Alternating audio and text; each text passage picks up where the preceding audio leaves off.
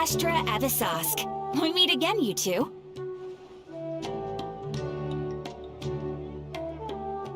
Hi, Catherine! Do you have any commissions for us today? Commissions, huh? Let me think. Oh, how about this? Please attend the Academia's Academic Symposium this afternoon and recite a love poem on stage. Wait, say what now? And if possible, please also use your camera to capture the reaction of the audience upon finishing the poem. Huh? What kind of commission is that? I see. It appears that you're not interested in this commission. In that case, please go to Port Ormos and convince the Eremites there to spend some time volunteering at the local orphanage. Hey, that's not any better.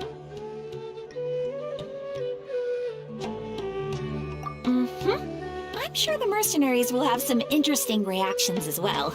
Paimon's gotta ask, just who exactly has been submitting these commissions to the Adventurers Guild? Oh, the commissioner? Well, actually, I just wanted to see the two of you in action. Was it so obvious? I was hoping you would actually take one of those commissions. That kind of chance to observe humans doesn't come by often. Ah, so it's Nahida. Paimon just knew Catherine wouldn't crack those kinds of jokes. When did you get into her head? From when she said, Ad Astra Abisosk. So it's been you this whole time? Are you done resting up, Nahida? Yes. I've been sleeping ever since we parted ways, and I even had a really, really long dream.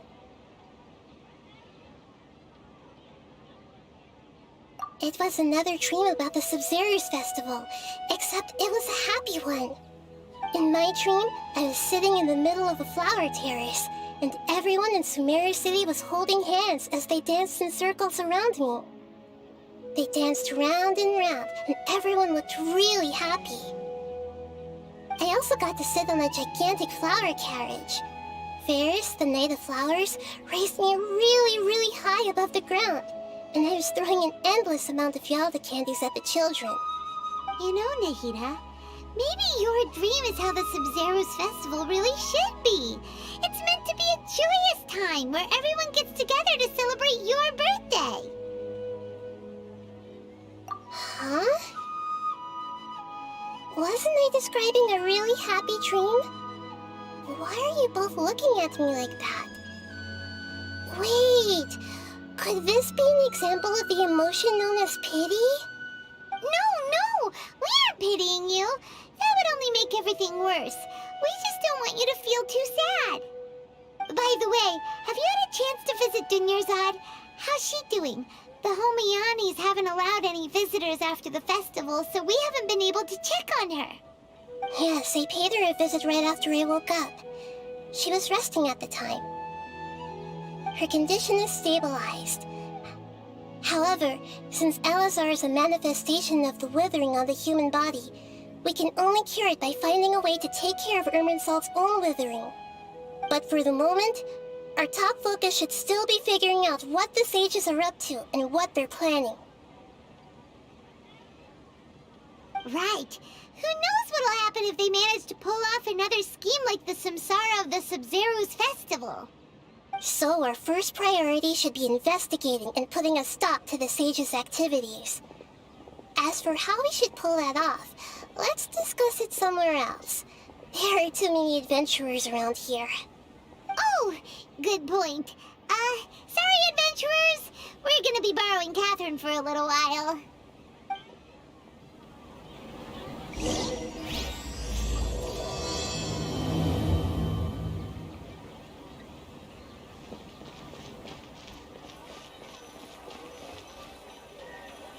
Let's continue our chat here. Okay, so do you have any ideas on how we can investigate the sages, Nahida? Actually, I've already done a little bit of work on that. But for now, I want to hear your thoughts.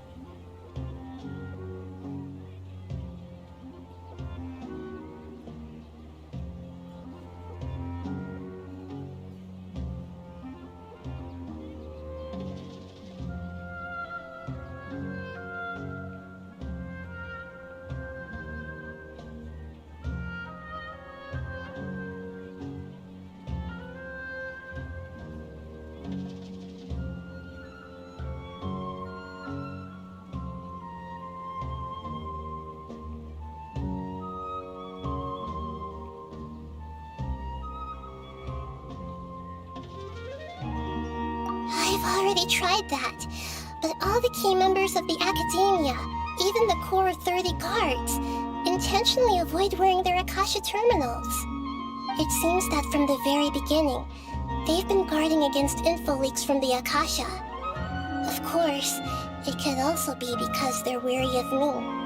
Have you already caught the sage's attention? I'm guessing not yet. But distrusting me would make perfect sense if they've ever paid attention to the urban legends about me. In any case, I probably can't take over their minds directly. No way, that's too risky. You mean it'd be too easy to get caught? No, it's not that. We shouldn't involve innocent students in this. A single mistake could completely ruin their lives. Doing that would be ignoring the safety of my people for my own selfish goals. How is that any different from what the sages are doing? That's a good point. Spoken like the god of Sumeru.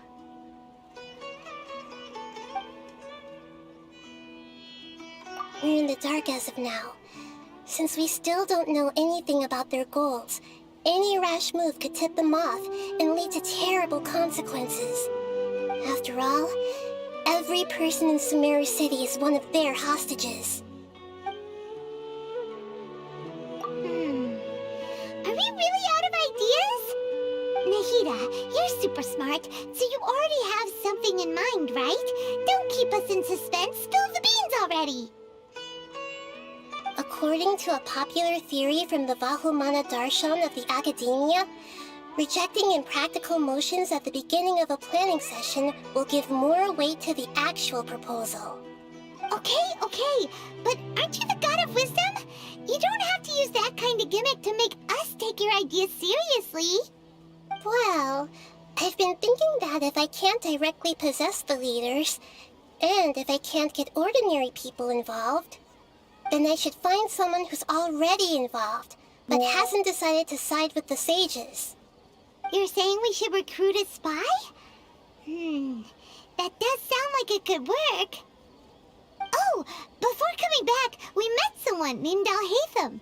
He seems like he acts alone, and he likes doing stuff behind the Academia's back. They probably aren't in cahoots.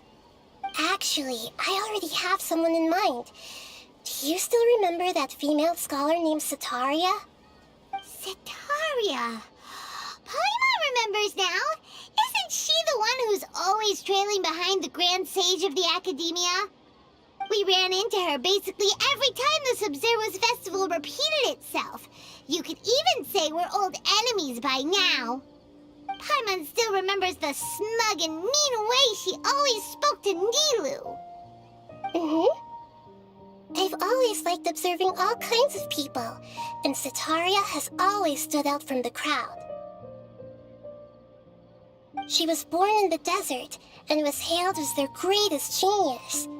Her academic gifts allowed her special admission into the academia, and also gave her the opportunity to serve as the sage's assistant. Oh, Paimon didn't know she was from the desert. She must be pretty special then. Paimon feels like most of the desert dwellers around the city are working as mercenaries. The name Setaria means star.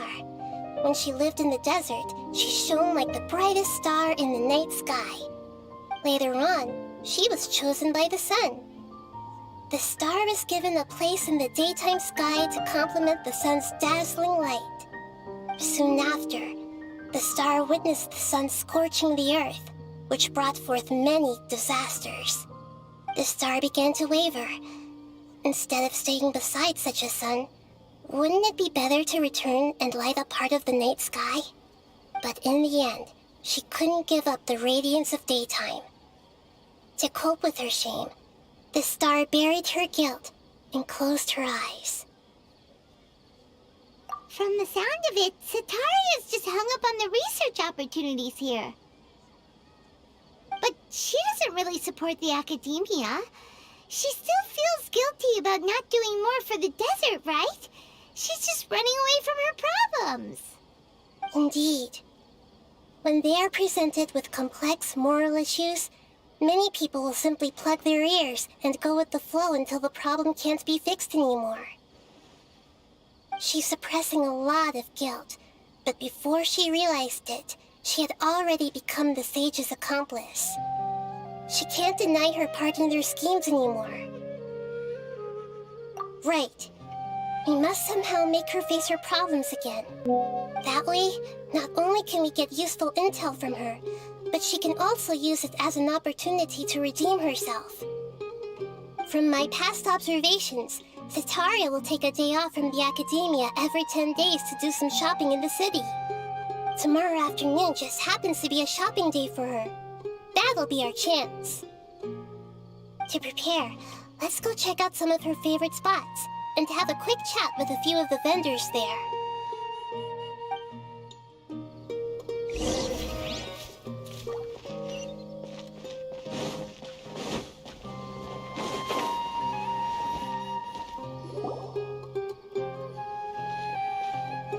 This should be Setaria's favorite fortune-telling spot.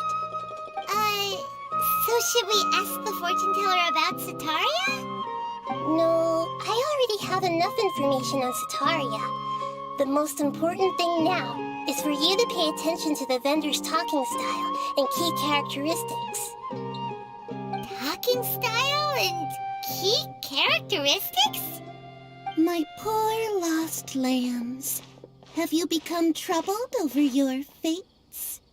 The divine voice of wisdom often echoes between mine ears. If thou be blessed today by the gods, I may be able to show you the way. Huh? Really? Nahida, you've been whispering things to her? Shh. My friend here has some doubts regarding his future. Can we get a fortune reading for him? Of course, of course. In that case...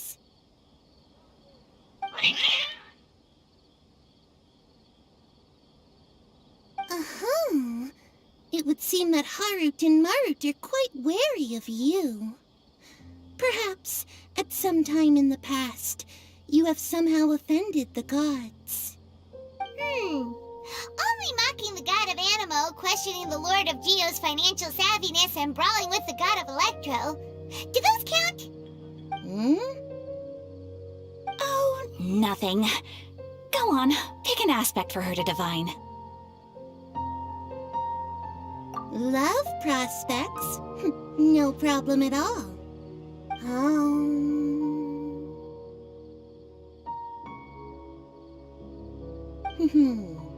The gods have spoken.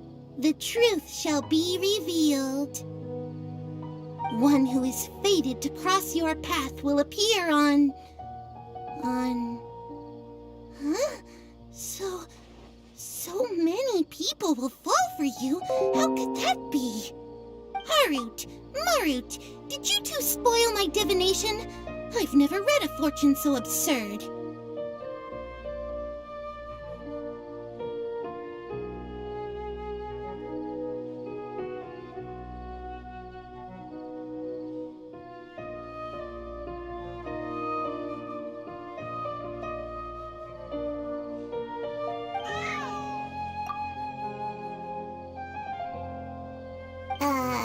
Actually, Paimon thinks this is probably the most accurate fortune-telling you've ever done. I admit that the orientation of today's celestial matrix is suboptimal. As such, there will be no charge. Is that so? Well, that can't be helped. If you were to bring some food offerings for Hart and Mart on your next visit, perhaps they could help you reverse the wheels of fate.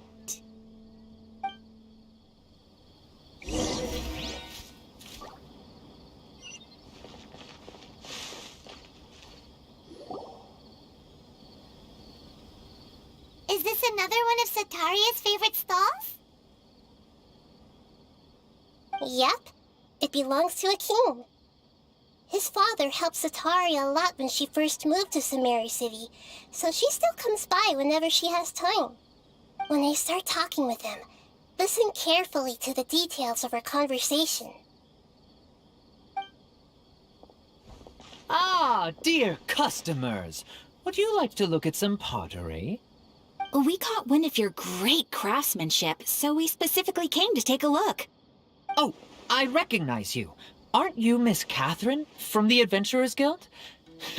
Sounds like I'm in for some big business. Speaking of, where did you learn this trade? I suppose you could say it all started with my dad. He's a mason by trade, but I picked up an interest in clay while apprenticing for him. After that, I began making pottery by myself in secret, and I simply changed trades when my works turned out well. Although it's a pity that I'm no longer making much use of the knowledge provided to me by the Akasha. That's nice. You're making a living doing something you love. So is your father still working as a mason? Oh no, not anymore.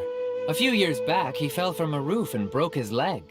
Since he had already saved enough mora over all these years, he's just enjoying the retired life in Port Ormos nowadays. I see. We wish him peace and happiness in his retirement. I'll have someone in charge of logistics at the guild come by another day for some goods. We'll leave you to it. Take care now. No problem. Rest easy, all our goods are sure to meet your every need.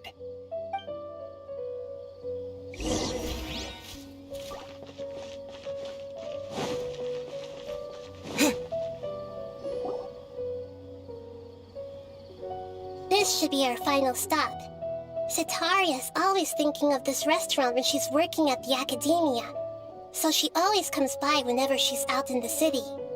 Nahida, you've really thought of everything. It's my duty to protect Sumeru's citizens, after all. Hi there. I feel like I've seen you down by the docks before. Huh? Sorry, I don't quite remember. If I recall, you were having a discussion with someone about shipbuilding at the time. Ah, that's right! I've always been really interested in feats of marine engineering.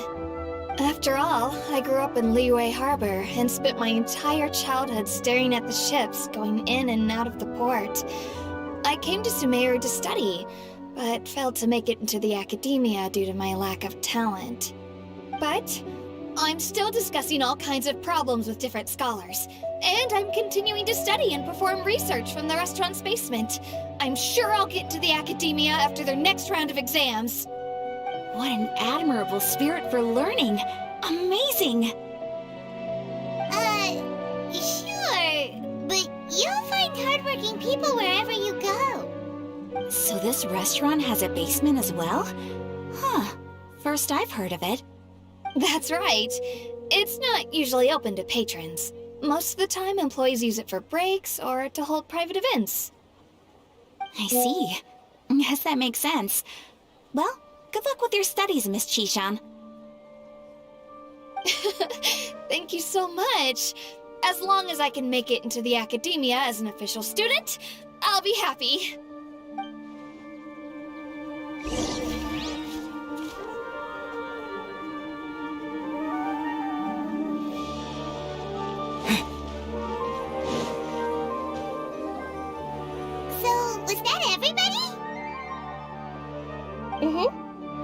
familiar faces should be enough for Sataria. What's the point of all the information we've collected? Nahida, you still haven't told us how you're planning to make Sataria face her problems. Sataria is already used to avoiding her problems, so we must find a way to break through her usual sensibilities. I remember that you mentioned that the Eremites in Port Ormos are all making a fuss about the upcoming resurrection of the Scarlet King. Although it's all just a boatload of nonsense, the fate of her homeland may turn out to be Sataria's soft spot. Oh, Paimon gets it now! You want to take advantage of the guilt Sataria feels about her homeland. Although she knows she should return home to help the people of the desert, all she's done is conspire with the sages.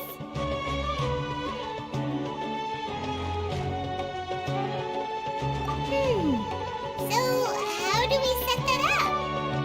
Well, the Scarlet King is long gone, and Sataria is also too smart to fall for any simple tricks. If we simply engaged her under the guise of the Scarlet King's believers, she would definitely be wary of us, and we may not get anywhere. But if we were to borrow some of her close acquaintances to talk with her, her reaction would probably be very different. So, you mean you're going to possess those people we just talked to? Yep. Possess them through the Akasha. Imply that they've already converted to the faith of the Scarlet King, and then convey our made-up will of the Scarlet King. As long as everything goes smoothly, we'll get through to Sataria for sure. She'll never guess that we had anything to do with it. Ah, so that's how you're going to use all the info we collected on these people. It's so that you won't slip up and break form. Possessing them will only work if you can manage to pass off as them. Exactly. So, best of luck with impersonating them. Huh? Best of luck? But we don't know how to possess anyone. That's no problem at all. I'll just share all their senses with you once I've possessed them. As long as you're also wearing an Akasha terminal, the effect will basically be as if you've possessed them yourself.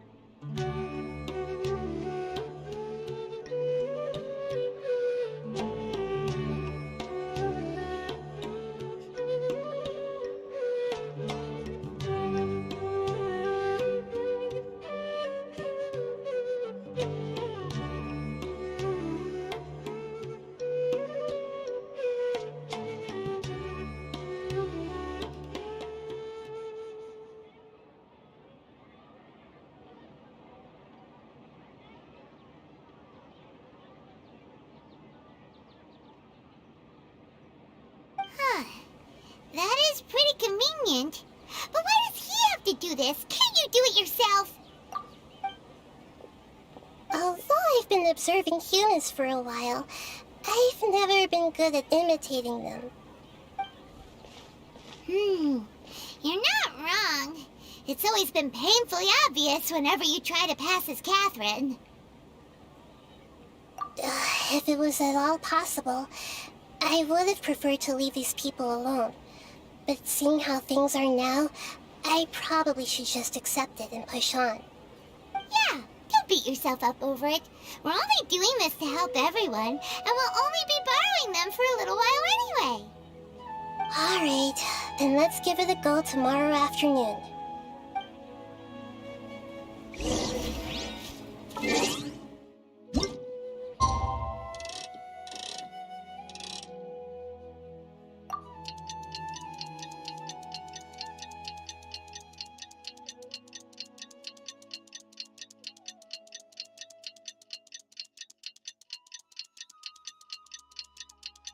Oh,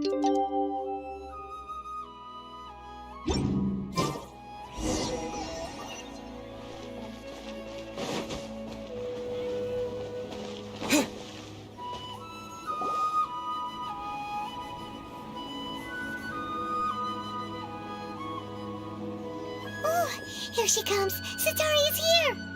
Let's quietly follow her. Once she starts talking to her acquaintances, we'll find a safe spot to begin possessing them. As for how we'll sway her to our side, I'll leave that to you. I trust you'll know what to say. Paimon's starting to feel kinda nervous. Okay, let's go. Looks like they've already started talking. Let's find a hiding spot and get started.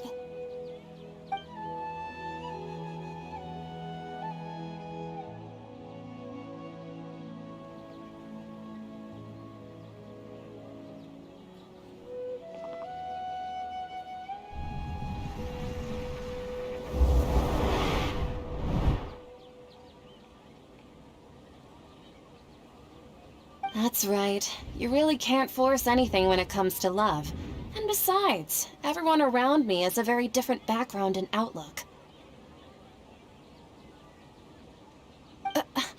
Are you still listening to me, Nabia? Oh, of course I'm listening. You were talking about troubles with your love life, right? I heard everything you said. Okay then. You just seemed a little distracted for a moment there.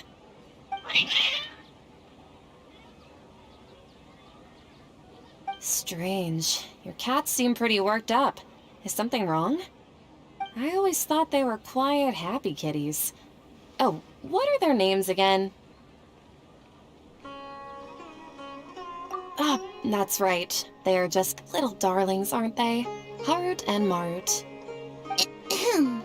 So, which fortune do you want me to read for you today? You must have come for another echo of the divine voice of wisdom. I'd like to get another reading on my love prospects, but to be perfectly honest with you, I feel like I've been a real mess recently. A mess? Well, could you do a reading on how long it'll take me to finish my current project at work? I really just want to get it over with. I hear you. No problem at all. The gods will reveal the truth.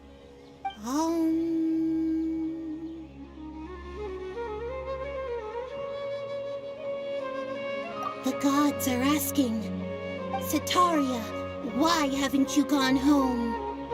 Why haven't I gone home? Do the gods really know everything I've been thinking about? Sataria, why don't you just go home? It's a demand now instead of a question. Oh, the gods seem to be truly upset. I'm sorry. I know I failed the gods. Please pass on my most sincere apologies and ask for their divine forgiveness. And if I may ask, Nabia, is there a specific god who's speaking to you right now?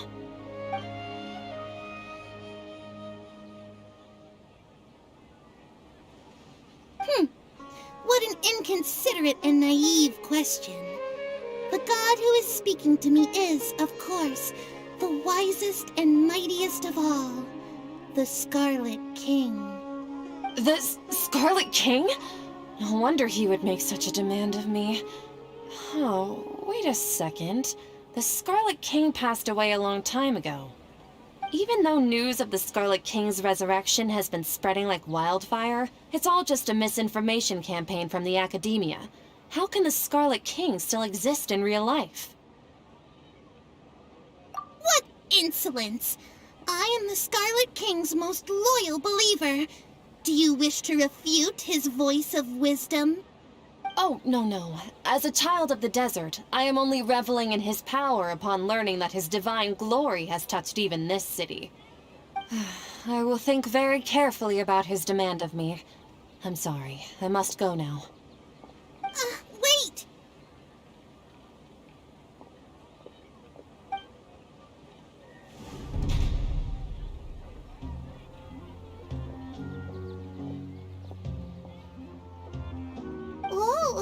She just ran off in a hurry. She looked pretty upset, too. Well done. Sataria didn't seem to suspect anything amiss. To have something she's been trying desperately to avoid show up out of nowhere and berate her, that must have shaken her to the core. Aw, Nahida, it seems like you understand human emotions really well after all. All I know are some abstract Harvard-taught theories. In any case, my time with you has shown a lot of them to be utterly useless. I'm still trying to make sense of everything. Anyway, enough of that. Let's hurry and catch up to Sataria. She's at Akeem's now, right on cue. Let's get ready to possess him right away.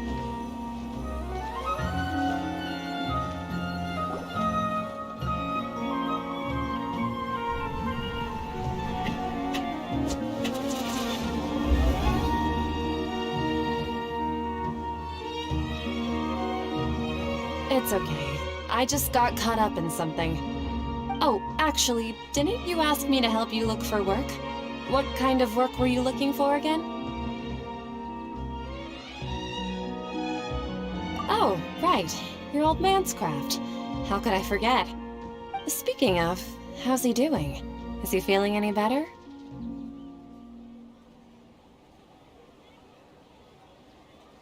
Oh, that's good to hear. I've been thinking a lot about him.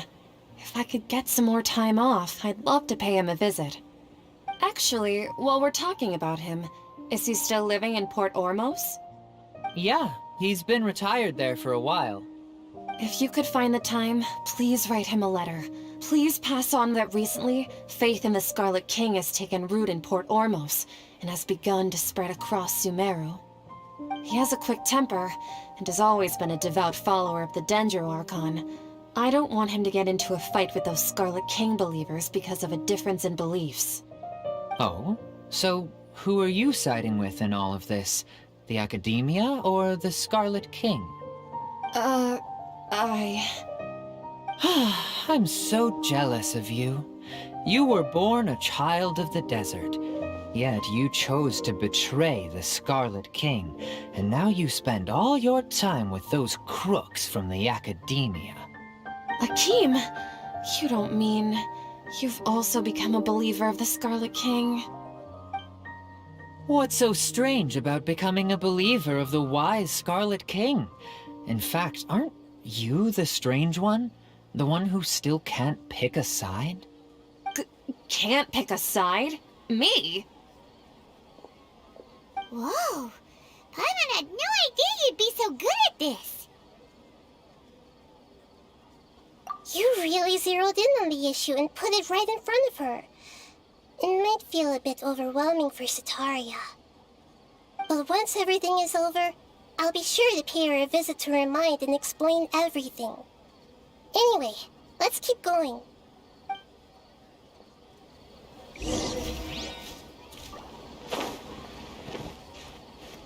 Come on! Sataria's already started talking with Shishan!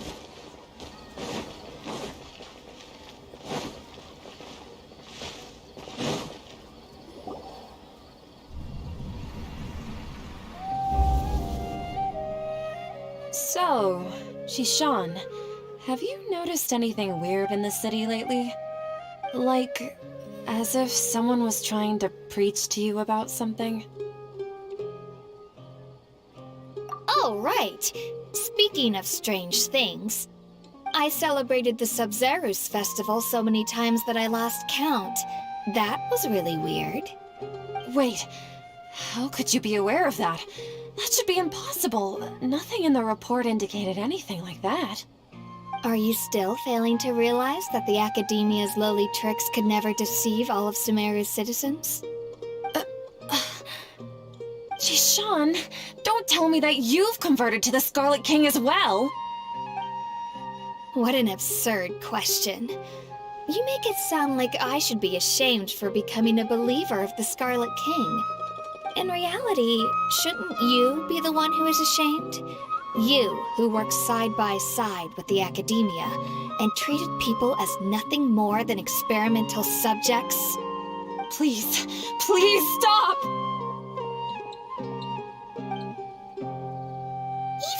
Sataria's still trying to run from her problems. She can no longer justify everything to herself. Hey, she's trying to talk to the guards! What should we do? This is the most important part of all. Quick, get ready. Mercenary, you're a member of the Corps of 30, correct? Please help me pass a message to the Matra right away. The situation in the city is getting out of control. Please, try to remain calm, miss. Tell me what's happening in the city. Heretics are infiltrating the city, and they've already converted many residents to their side. Heretics? What kind of heresy are you talking about? The Scarlet King! Many people I know have suddenly started believing in him, but he's long dead. It's impossible. Miss Sataria, nothing is impossible. You know my name? The Scarlet King is immortal, and all who defy him will one day pay the price. You must face the truth, Sataria. You tread a treacherous path, and the longer you ignore it, the tighter the Academia's grasp on you will become, and the deeper you will be ensnared. Child of the Scarlet King, never forget that the desert that belongs to you lies elsewhere. What's so strange about becoming a believer of the wise Scarlet King? In fact, aren't you the strange one? The one who still can't pick a side? What an absurd question. You make it sound like I should be ashamed for becoming a believer of the Scarlet King. Sataria, why haven't you gone home?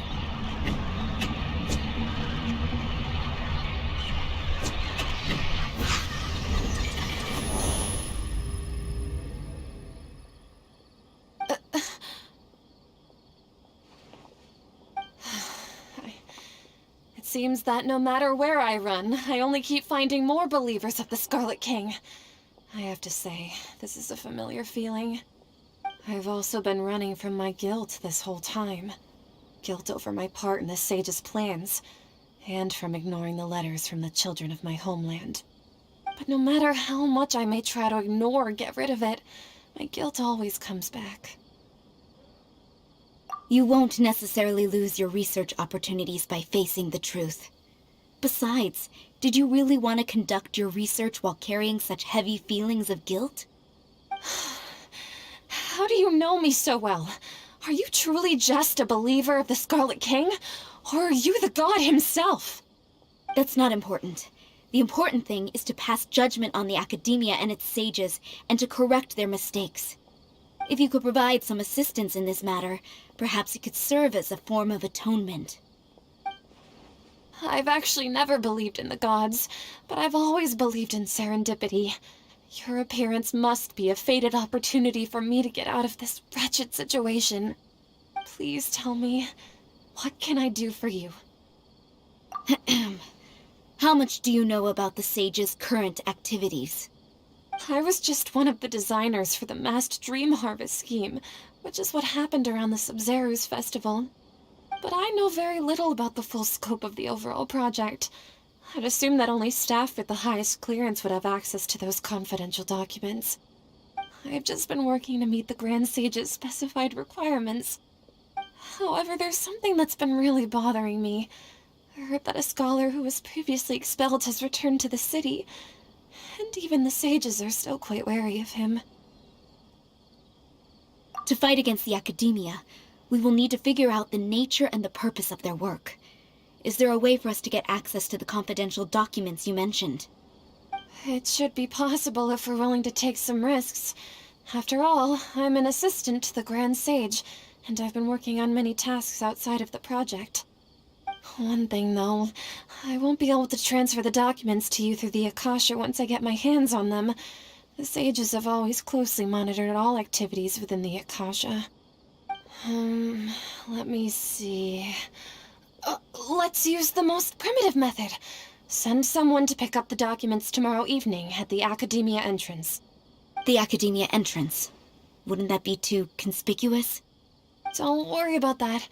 I assure you, this won't be a trap. I'm only suggesting this location because it'll draw more scrutiny for me to leave the Academia again. It'll be safest for me to distract the guards long enough to hand you the documents. All right, I trust you. So, If I were to successfully complete this task, would it mean I've atoned for my wrongdoings? That'll depend on the judgment of the Dendro Archon. The Dendro Archon. That's right. Her people are the ones we have endangered. As the God of Wisdom, she's also the one responsible for judging and guiding the scholars. Maybe it's time for me to find a god to believe in. Just as Nahida predicted, we've managed to bring Sataria to our side! The Traveler's execution was ingenious. He's the one who deserves all the praise. Well, now that we've made plans to meet again tomorrow evening, all we can do is pray for Sataria's mission to go off without a hitch. Pray? But if we're going to pray to the gods, aren't we just praying to you? God of Wisdom and Guardian of the Scholars? No. The truth is the true Guardian of Scholars. I've always believed that. Anyway, let's meet again tomorrow evening at the Adventurers Guild.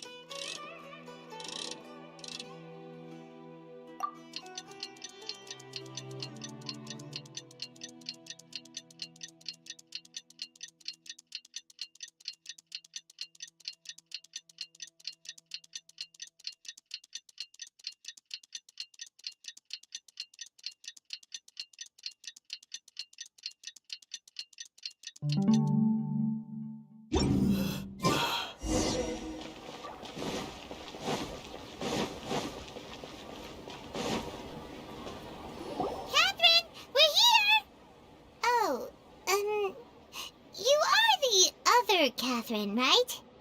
That's right. I suppose I'm the other Catherine in your mind. Shh! We're on a secret mission tonight, so we need to protect Catherine's identity. Yep, Paimon's right. We cannot fully rule out the chance that the meetup tonight is just a trap. If something were to happen, my existence may be the only trump card we'll be able to play. After all, the Academia should still be unable to confirm the existence of my consciousness in the outside world. Yep, exactly, just what Paimon was thinking. Anyway, enough about that. Let's just make sure to be on our guard. Off? What do you feel is off? It's the middle of the night. Of course it's quiet. You're not getting paranoid, are you? No, I think he's right. It really is a lot quieter than usual. If you look around, there seems to be fewer people on the streets. I'm not sure if this is the case for the entire city, though. Huh. Maybe it's just a coincidence. Maybe Sataria figured out a way to not only distract the guards, but also to get everyone to go to sleep early, just so we can exchange the documents in peace. I also can't quite figure out why things feel a little off. But now that we're here, let's go ahead and meet her as we planned. Well, regardless, as long as you're here with us, Paimon feels a little safer.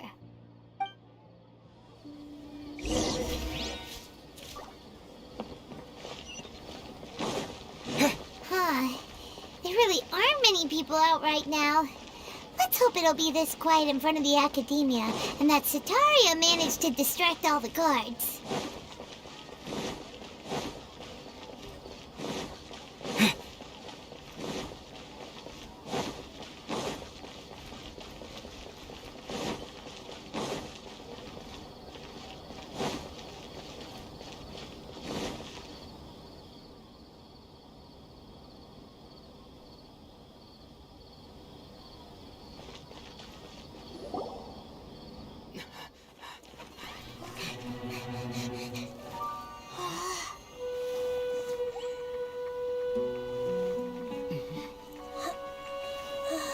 What are all these people doing here at this hour of the night? Ah, the triumphant hero returns at last. And to a rather spectacular welcome, even if I do say so myself. You're the outcast, expelled from the Academia.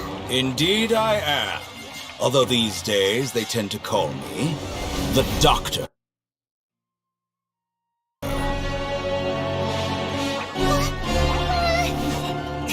If you're looking for your researcher friend, she has already been taken into confinement. With some basic caution, she could have discovered the listening device on her person. Clearly, she lacks the degree of rigor expected of a true scholar.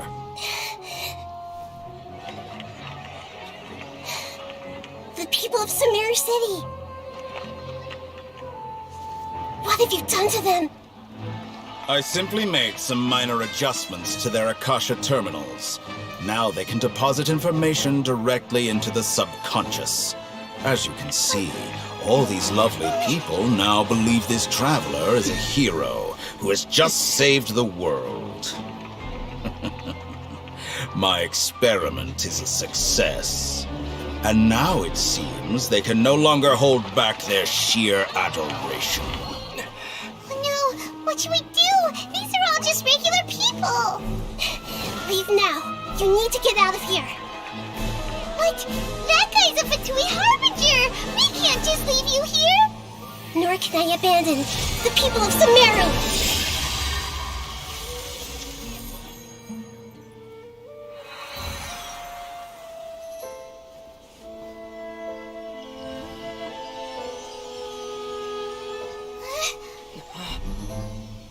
Don't worry. We'll meet again outside of the city.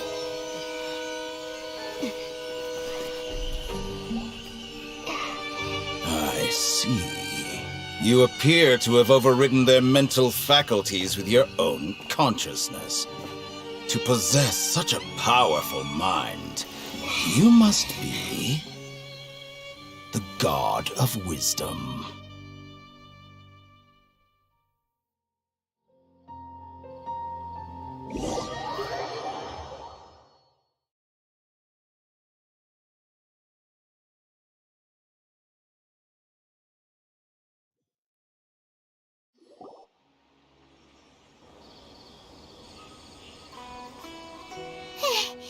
This should be far enough. Paimon needs to catch her breath first. Is Nahida going to be okay? We only made it out because of her. Paimon wasn't counting on running into a new Harbinger here, let alone such a high-ranking one. That guy was number 2. So scary. He called himself the Doctor. Remember, Tainari told us about him.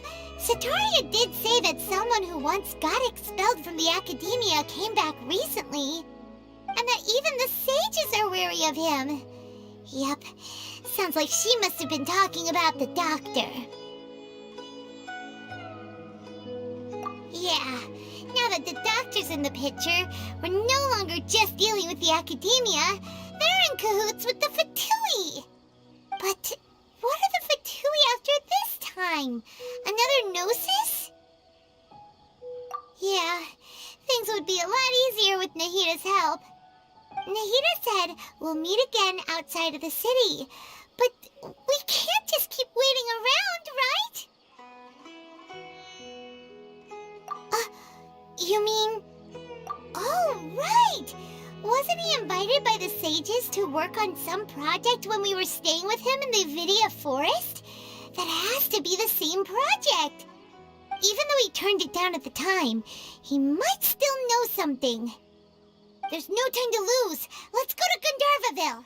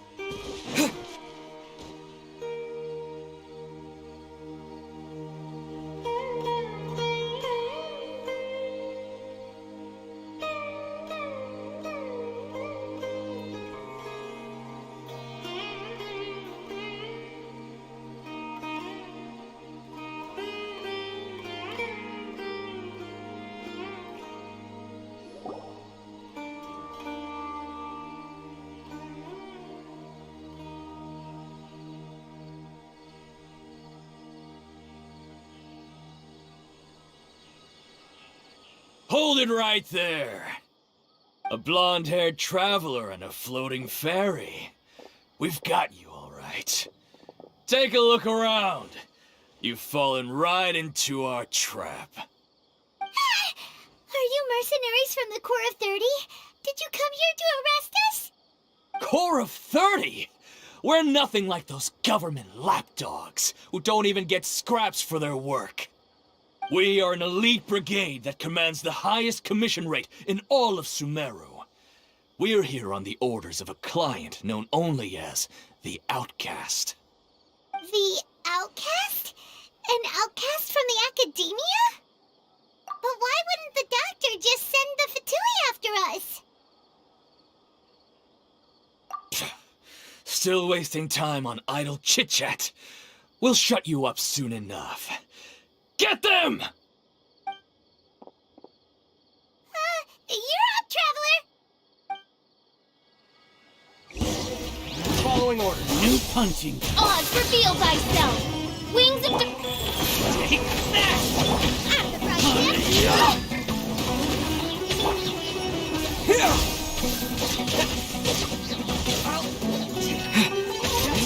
Spring forth! Open the box of adepti tricks. Need!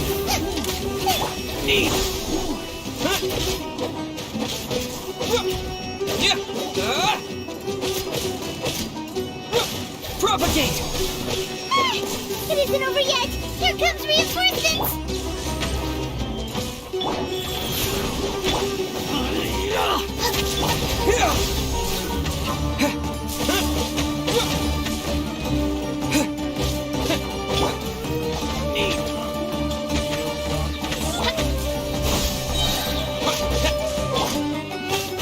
Booba, get them!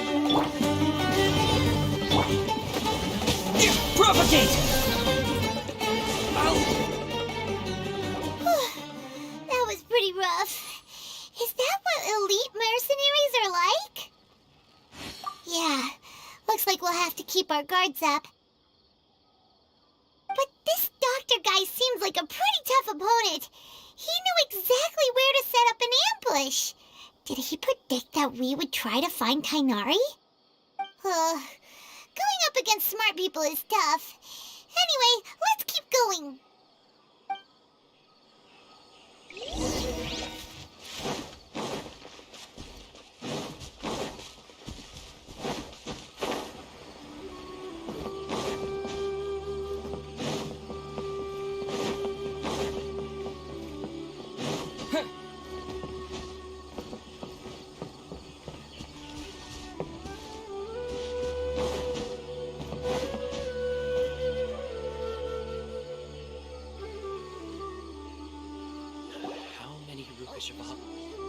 Oh, it's the Traveler and Paimon. What are you two doing back here? Kale, it's nice to see you again. Are you doing all right? To be honest, I'm not doing too well. My Elazar has been progressing at a faster rate lately. I'm finding it harder to complete more intricate tasks. As a result, Master Tainari is taking me off the patrol schedule. He will only allow me to stay here and coordinate other people's tasks. Oh, Kale. Speaking of Tainari, did he go off on patrol? We're here to talk to him. Oh, Master Tainari? He just left the Avidia Forest a little while ago. He was headed to Party's DI. He left? What? Isn't Tainari always saying that he never wants to leave the Avidia Forest? He even turned down the Sage's invitation. I thought it was weird too. Master Tainari always prioritizes his work as a forest watcher above everything. He almost never leaves his post. He left in a hurry this time though. No, I only found out that he left through a message he left behind.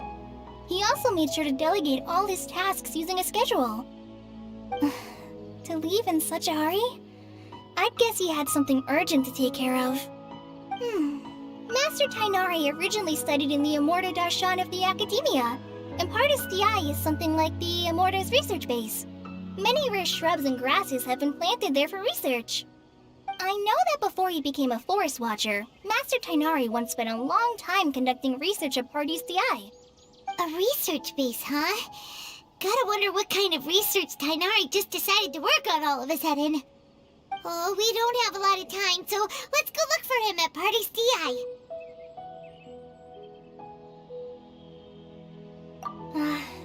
Don't worry, I'm fine. I'm used to living with Elazar by now. If you run into Master Tainari, please send him my regards. Got it. Will do. See you later, Kale.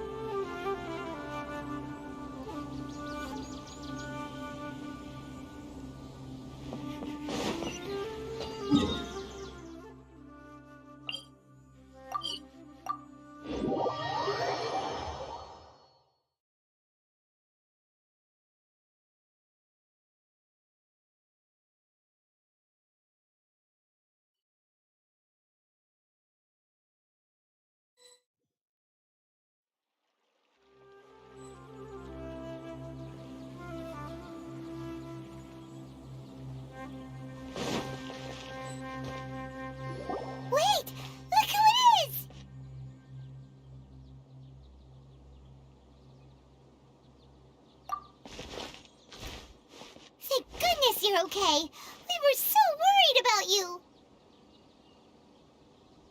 Hey, this was supposed to be a touching reunion, but you're ruining the moment. Actually, it's very smart of the Traveler to be wary of me right now. After all, the Doctor has shown that his technology can apparently even control human minds. Plus, it's not like you could have known what happened after we split up and I was facing the Doctor by myself. Even a pool of stagnant water after a torrential storm can occasionally pass as a patch of sky. Paimon feels like only the real Nahida could come up with such an obscure analogy. Huh? But I wasn't trying to win your trust or anything. All I wanted was to clarify my point. Well, we understand that point now. Please, Nahida, tell us more about what happened. Are those poor people all right? When you left, I was still in the middle of restoring everyone's minds. Thankfully, when the Doctor mentioned depositing information into the subconscious, he didn't mean engraving information into their minds. Instead, he did something closer to creating hallucinations. That was still within my power to fix.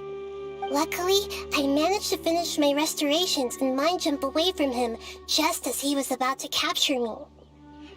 Whew. What a relief. The Doctor sure pulled out some hidden cards, but good thing we had Nahida with us. I wouldn't be relieved just yet. I gave away my true identity when I restored everyone's minds, which means we've lost another one of our trump cards.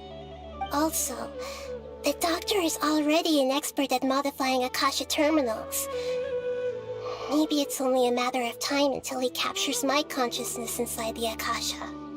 Would that mean you'd no longer be able to jump between minds? Then how do we stop him? He's still at the Academia, so it's possible he already started messing with the Akasha. Ugh, it feels like he's toying with us. What a nasty piece of work. Plus, the Doctor's combat ability alone is apparently enough to make him worthy of being number 2 of the Fatui. We shouldn't give up hope just yet. Let's try to find another way to attack this problem. Actually, Nahida, how did you know we were trying to get to Party's DI? Have you been waiting for us? Yes, I have. I can see the Traveler's elemental energy, so I deduced your destination by looking at the direction you were moving in. You didn't come here for sightseeing, right? Did you find any leads? We're looking for a scholar we know. His name is Tainari, and the sages once tried to reach out to him. Why don't you come inside with us and see what we can find? Okay, let's just hope we won't get him into trouble.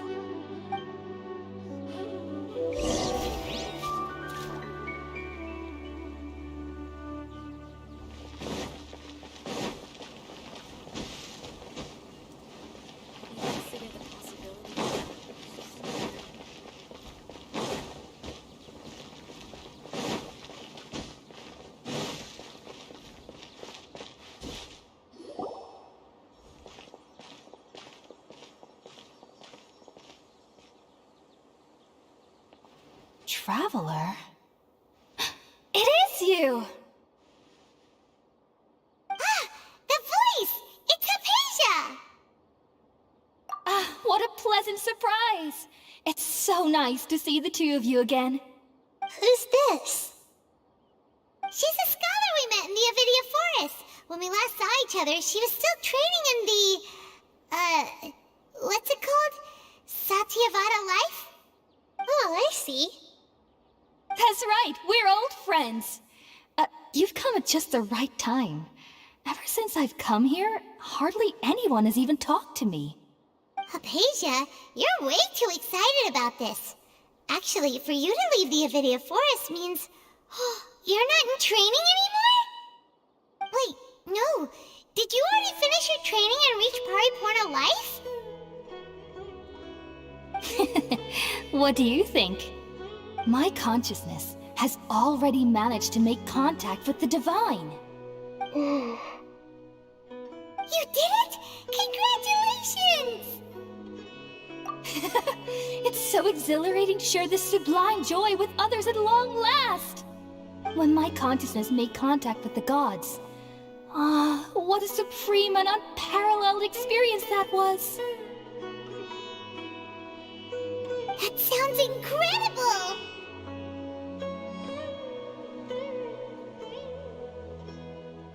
Oh, all right. Actually, please wait. I haven't forgotten my promise to you. Remember? I promised to help you understand what you saw from Irminsul once I gained deeper insights. My current self has not only gained true insight, but I can even help you establish a direct connection to the consciousness of the divine. You can do that? I've never heard of anything like that, but if you want to give it a try, I'll do my best to protect your consciousness during the process. Hold on. I brought some spirit borneal with me. This is still a crucial part of the ceremony. We're using that incense again? All right now. Hold my hand. I'll help you establish a pathway to connect your consciousness. Okay. Ready?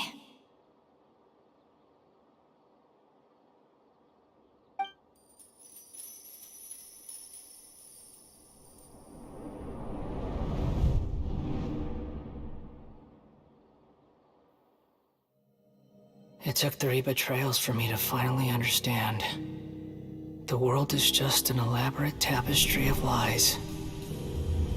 My fury will never be quelled. The first to betray me was a god. My creator. My mother. Valuing strength above all, she saw no worth in me and I was discarded. The second was a human. My family. My friend. Consumed by fear, he saw me as an abomination. The third was one exactly like me.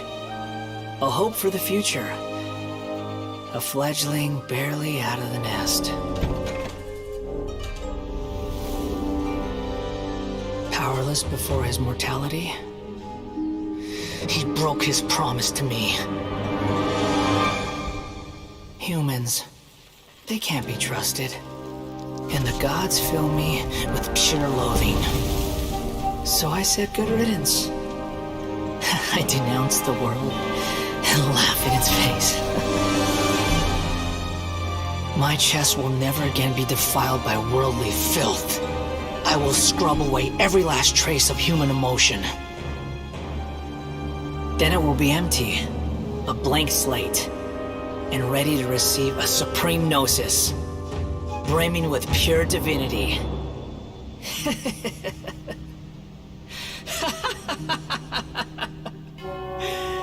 There is no need to fear. The pain will be brief. Your era is coming to an end.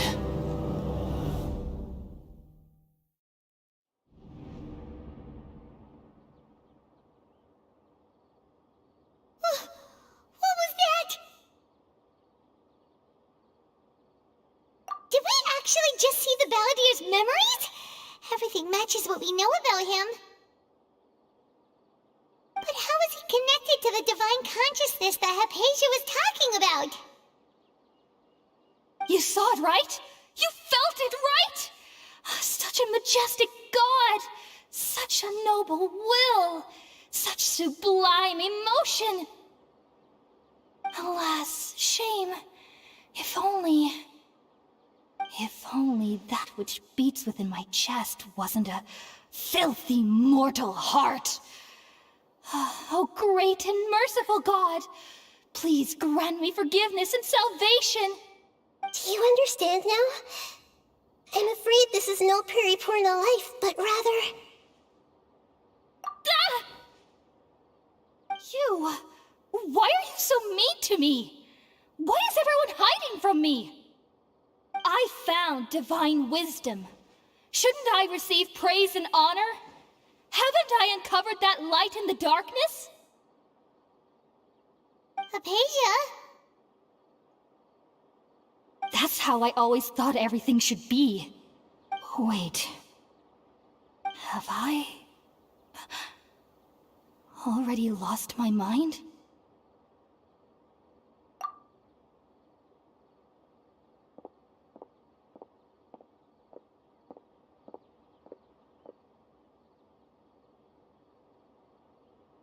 Wait, something isn't right.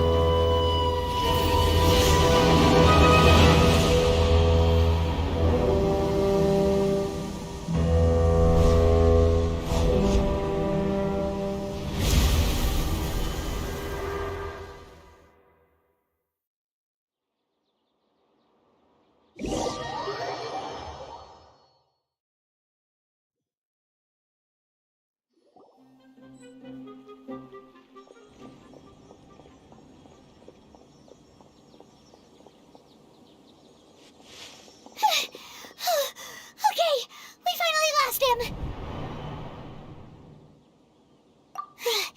Are you okay, Nahida? Wait, no. Something feels different. You're back! Oh, the Traveler's back? Nahida was controlling your body for a while. It seemed like she jumped over to you as an emergency measure right before the Catherine puppet was destroyed. After that, Tainari heard the commotion and came over. He helped us defeat the mercenaries and then he ran with us all the way here.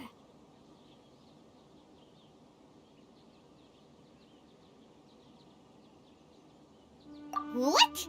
You swapped places? You mean your consciousness also went into Nahida's body?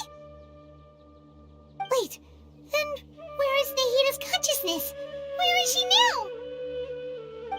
I never imagined that an individual's consciousness could be transferred around like this. Had I not seen it with my own eyes, I would have never believed it. I don't think this can be achieved with current human technology. Also, while we were running, the consciousness in your body told me to pass on a message. She said, "The doctor has found a way to trap my consciousness, so I can't journey with you anymore. But even in a moonless night, a shower of starlight can still drown out illusions and lies." Oh no! Nahida's trapped in the sanctuary of Surasthana for good this time. Was that message all she left for us? It's pretty vague.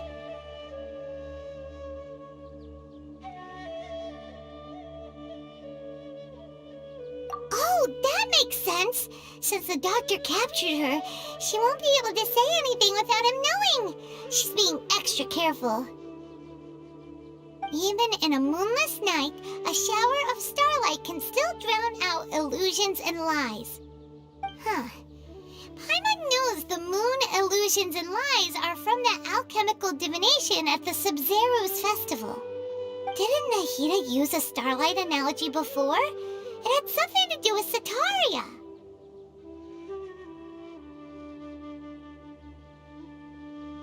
Oh, that makes a lot of sense. Huh. Do you think Nahida was telling us to go find help in the desert?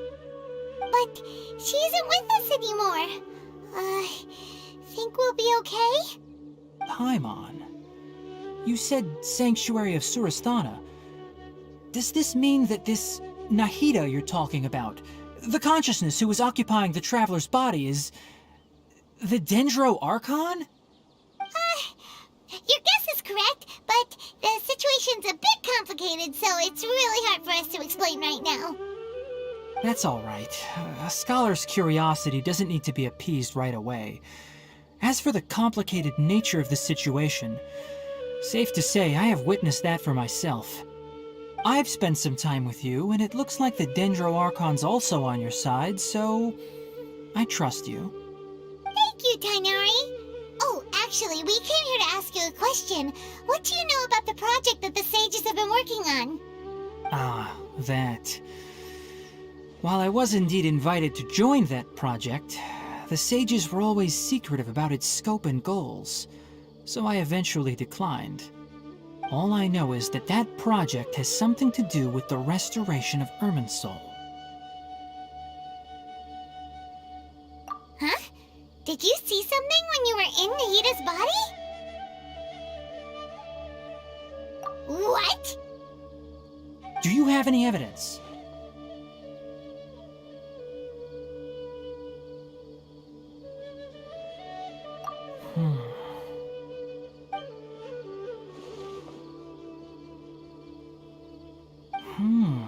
So that's what happened.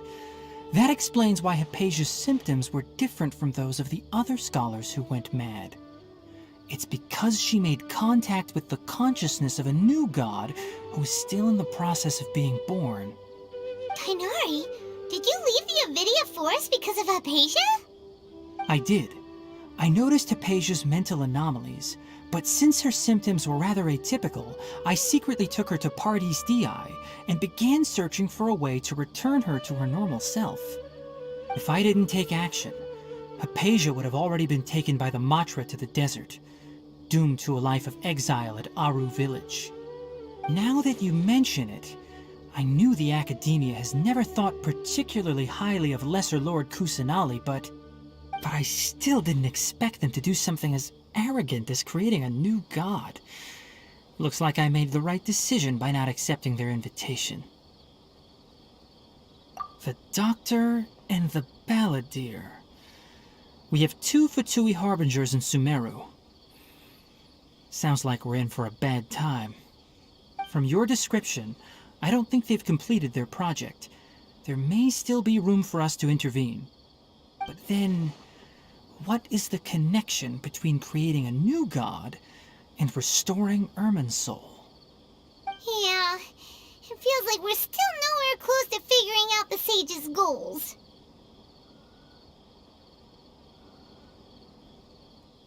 Right, we've pretty much gone over everything we need to know, so we should head out. How about you, Tainari? What are you going to do? I'll stay here for now. I still want to try a few more things to help Hypatia.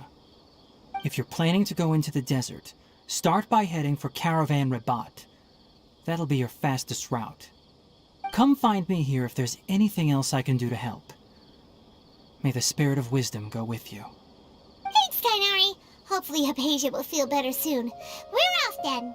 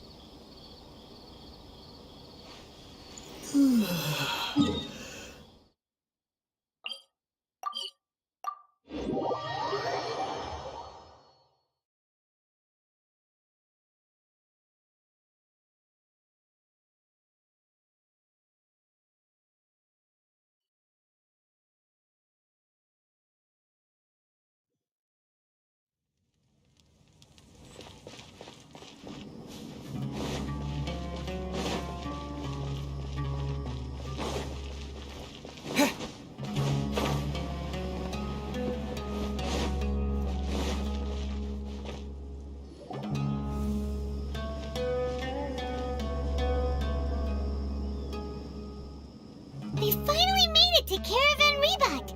It's pretty lively here. So, just past this wall is the desert, huh? Oh, wow. Paimon remembers hearing people call this the Wall of Samiel. It's made to block sandstorms from the outside. Oh, if it's this tall, it's gotta be the divine work of Greater Lord Rukkhadevata, right?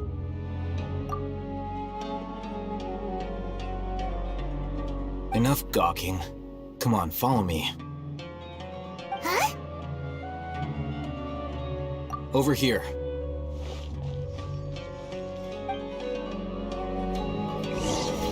Oh, Hazen went that way! Let's hurry up and follow him. Wonder what he's up to.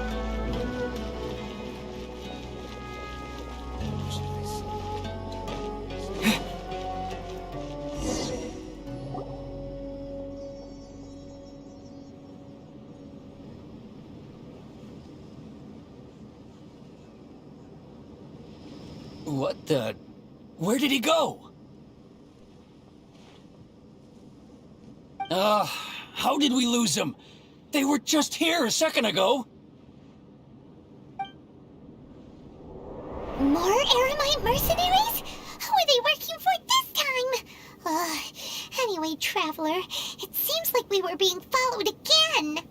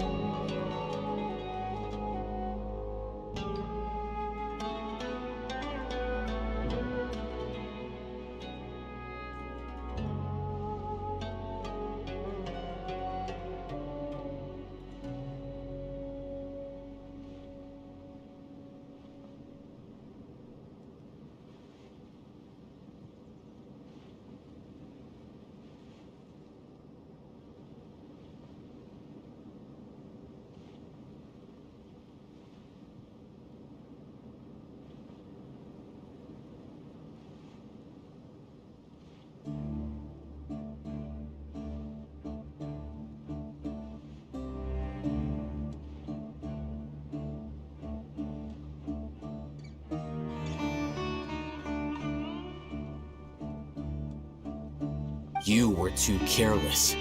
You should have noticed those hopeless amateurs trailing you a long time ago.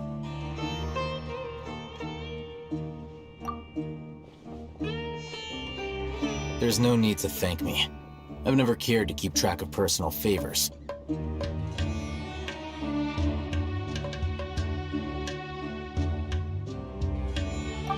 All I did was correct a mistake I happened to come across. It's a habit I developed at the Academia. You really gave Paimon a scare, Alhaitham. We never thought we'd run into you here. Last time we met at Port Ormos, didn't you say you were going back to the Academia? Wait, don't tell Paimon that you're here to take us back on their orders.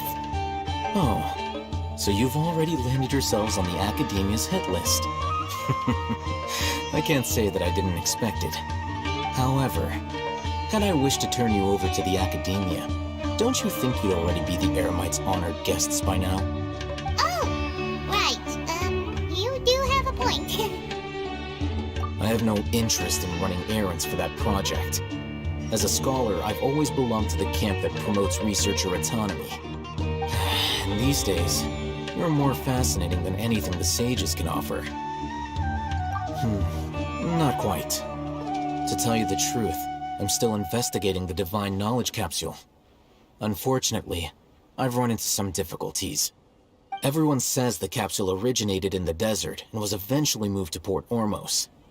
If I am to get to the bottom of this, I must understand how the capsule first came to be. Which brings me back to you, and why you're so interesting. The leader of Ainul Ahmar used the Divine Knowledge Capsule right in front of you, and upon seeing him, your expression became perplexed, and you were lost in thought for quite some time. To have that kind of reaction, I think you must have realized something. Are you interested at all in sharing what you've been hiding from me?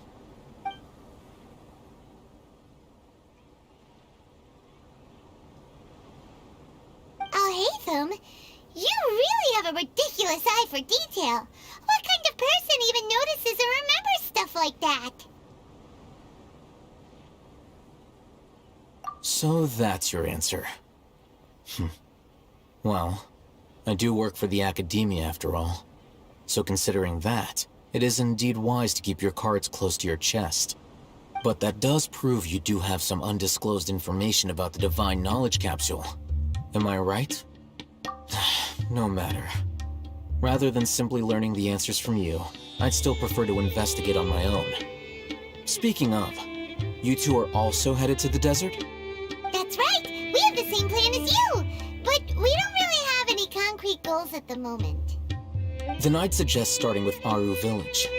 It's the largest settlement in the desert, so it'll probably have more resources and intel than anywhere else. Well, would you like to head there together?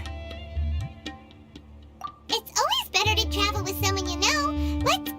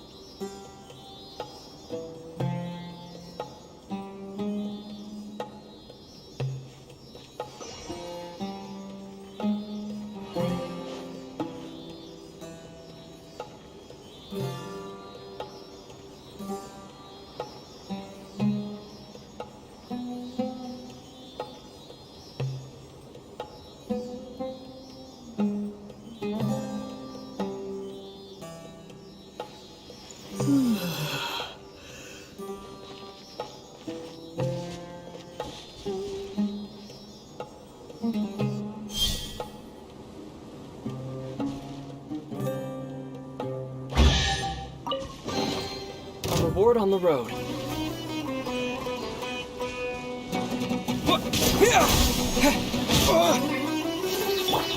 Oz, reveal thyself!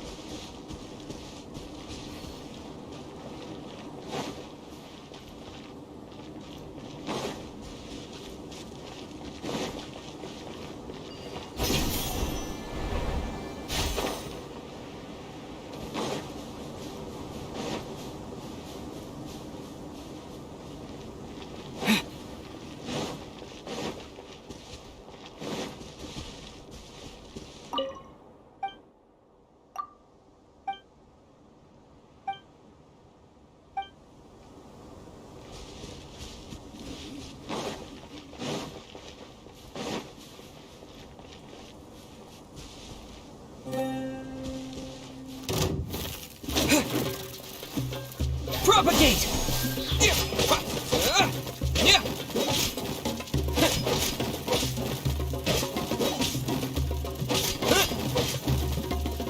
Scatter!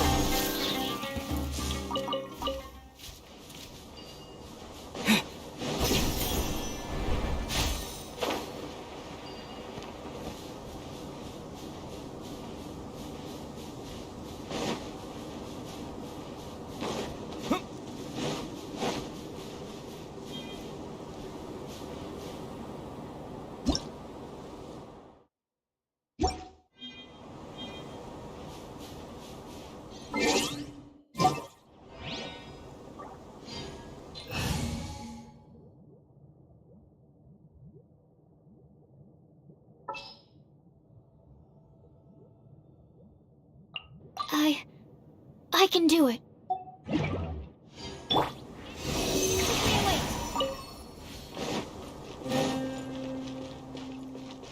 Yeah.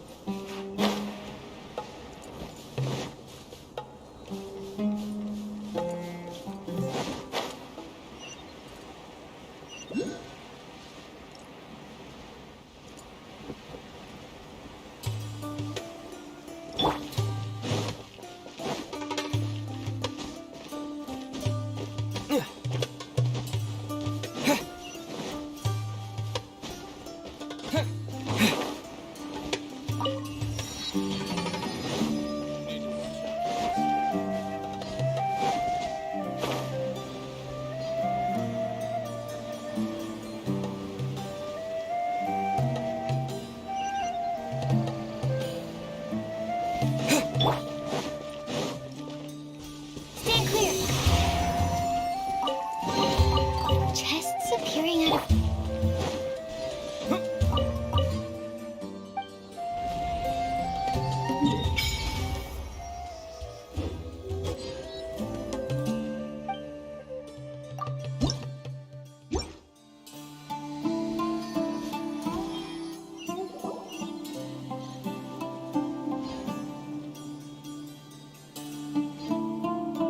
Before us lies Aru Village, the safe haven of the desert folk.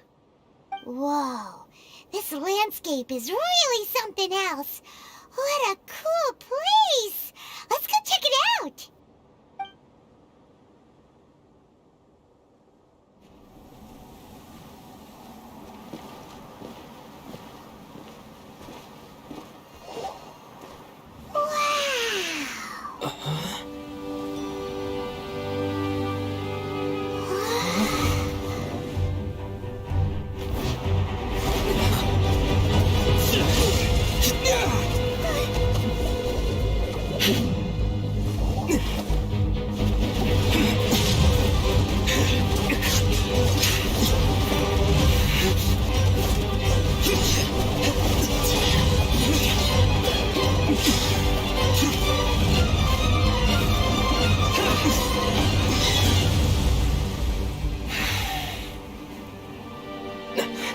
Sino,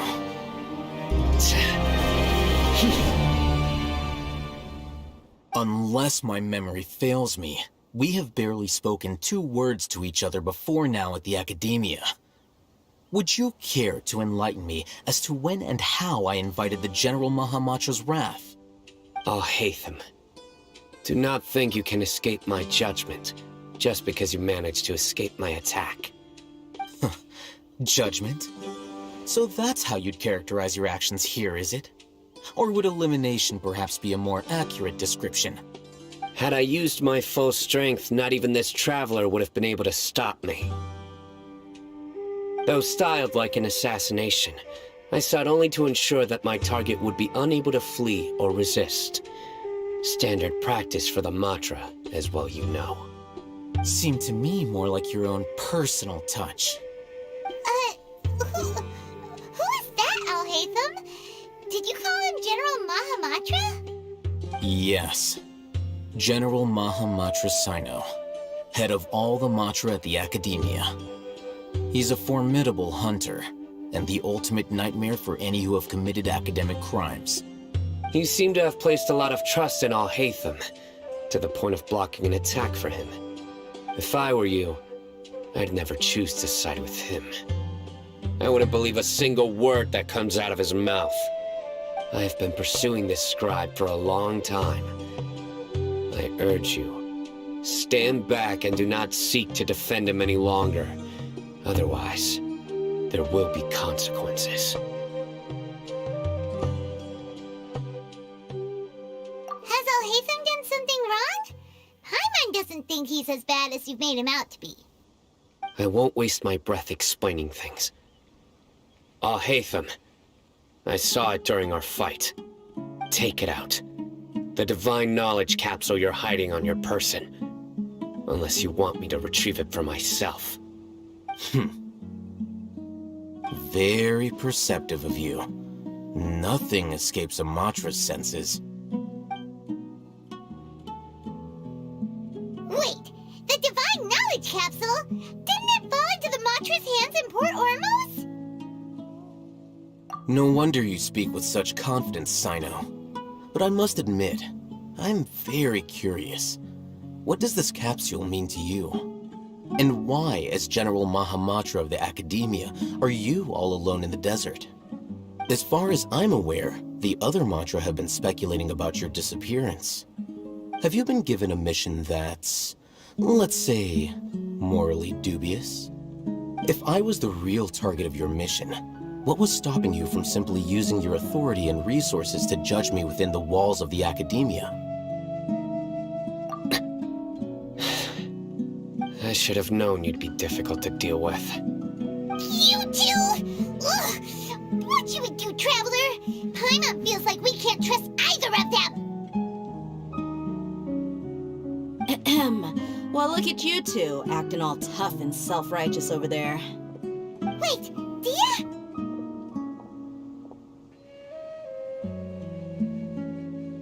Great! Finally, someone that we can trust! You gotta help us out here, otherwise these two are gonna start fighting again! Yeah, sure looks that way.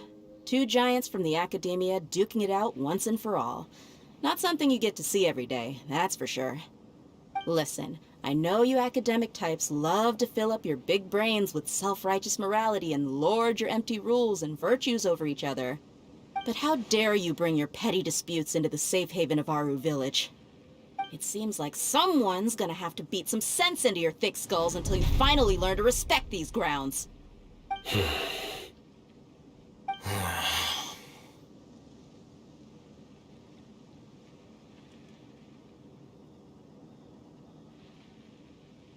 Hey, did either of you hear a word I just said?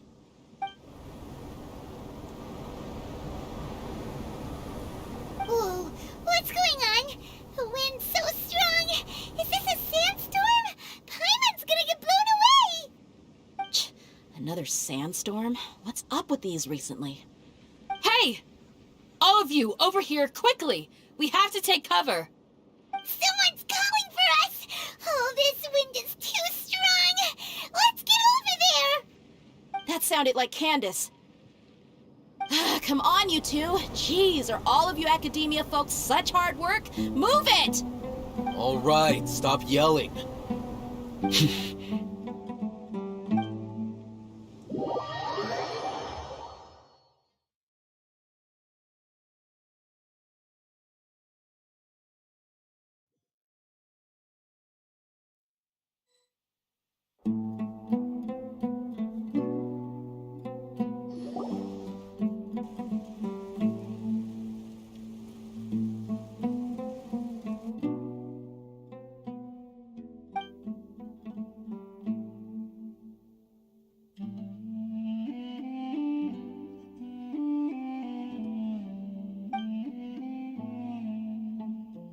Well, this is pretty awkward. Hey, wanna play sardines with 3 people who wanna tear each other limb from limb? Sure, why not? Sounds fun. The air is so thick and heavy. Paimon can hardly keep floating anymore. My sincere apologies, everyone. This is the home of our village chief. I will have to ask you to make do with this small room until the sandstorm dies down. Please, let me introduce myself. I am Candace, protector of Aru Village. Our savior has come at last! Nice to meet you, Candace. The name's Paimon. Thank you so much for helping us. There's no need to thank me. It's only right to help each other when the weather gets rough. Wow, she's so gentle and caring, like a nice older sister. Unlike those guys over there. All right. Now that we're all better acquainted, we should return to the topic at hand. As a guardian charged with the responsibility to protect my fellow villagers from harm, I was observing your conflict from afar, even before the sandstorm started.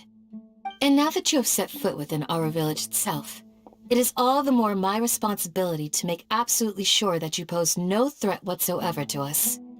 So please, have an honest and sincere conversation with one another, and put your hostile feelings to rest. If anyone dares to start anything again while they are under this roof, I will not hesitate to send them out for some quality time with the creatures of the sandstorm. Oh, on second thought, Paimon may have misjudged Candace's character. And that goes for you too, Miss Dia. Do I make myself clear? All right, we got it, Candace. That's what I like to hear. So, which of you will begin? I was supposed to be a mediator, but I might have gotten a little too involved just now. Anyway, one of those two should probably start talking. Wait, that was you trying to be a mediator? I have nothing to hide, so there's no shame in explaining myself. While Alhaitham wasn't wrong about the other Matra not knowing my whereabouts, it's not because I've been assigned a morally dubious mission. Rather, I've chosen to exile myself. Huh?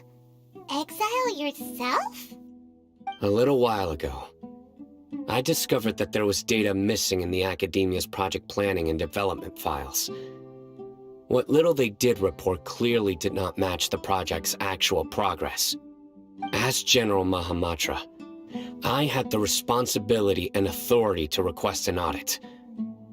However, to my surprise, the person responsible for the erroneous data was none other than Grand Sage Azar himself. I tried to investigate the issue myself before submitting a formal audit request, but I soon found that all leads and potential pieces of incriminating evidence were carefully concealed from me. I began to realize that they were cautious of me from the very beginning. Unsurprisingly, the Grand Sage rejected my audit request as soon as the submission reached his desk. He even said to me, "The power of the General Mahamatra is granted by the sages. You have no right to judge us." So they really are up to no good. I realized then that to the Grand Sage, the Matra are nothing more than tools for the sages to assert and maintain their control over knowledge. The vows that we took, the principles that we strive to uphold, They are meaningless to the academia of today. I believed it would be wise to flee the academia before the sages had a chance to take action against me. This way, they can no longer see nor predict my actions. I will never give up on this investigation. There's no need for someone else to give me power or authority. Once I find the truth, I will administer judgment by my own name.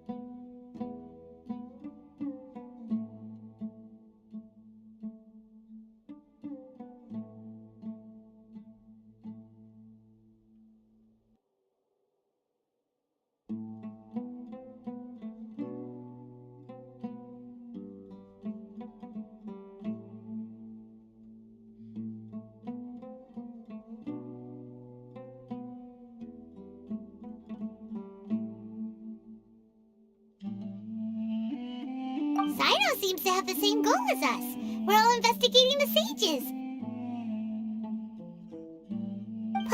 that he's no longer the General Mahamatra, he somehow feels a lot less scary.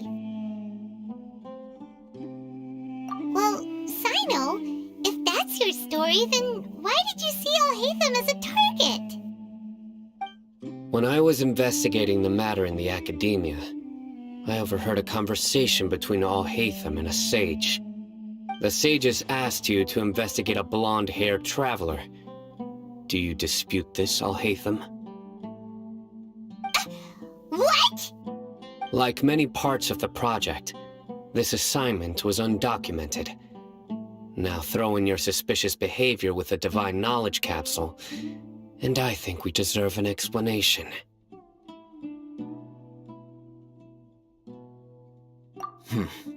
Yes. I was indeed tasked with investigating the Traveler. Alhaitham! After all, the promised reward was so great that hardly any scholar could have refused. The sage told me, once you've completed this assignment, I can give you a glimpse of divine knowledge. A most enticing offer. Unfortunately, those academics don't know me at all. Their words contained one key piece of information, namely that divine knowledge indeed exists. That gave me all I needed to know. From my perspective, the sages are far from trustworthy. Think about it. Isn't it a little strange they're so willing to share divine knowledge with anyone, even as a reward? So, I began my own investigation following the lead of the Divine Knowledge Capsule. In the end, I realized my wisdom in committing to this rather than collaborating with the sages. Had I been less guarded, I probably would have ended up like that Ain al-Ahmar mercenary, incapable of remaining sane for long enough to hold a conversation. You mean that the sages originally planned to dispose of you, using one of those capsules that drive people insane?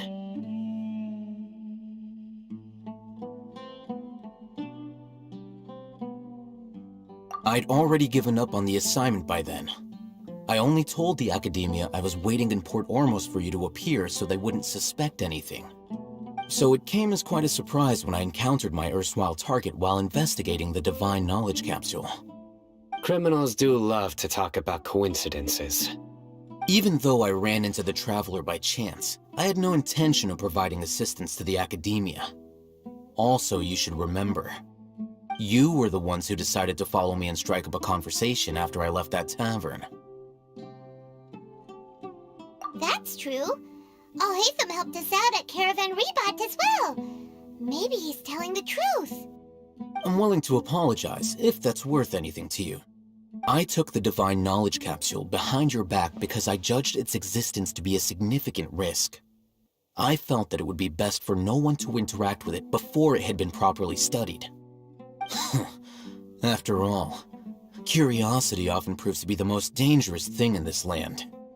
You should be well aware, Scribe Alhaitham, that curiosity can also lead you to danger and suspicion. Answer me this. Did the sages share any information about their project with you? Have I not made myself clear? You and I are both distrusted by the Academia. Do you really think they would tell me anything? Fine. Although you haven't completely proven your innocence, I won't regard you as an enemy, for now. As you wish. Good. I'm glad to see you two clearing up your misunderstandings. And now you, Dia. I believe it's your turn. Oh, sorry. Whatever the boys were talking about must have been so boring that I spaced out.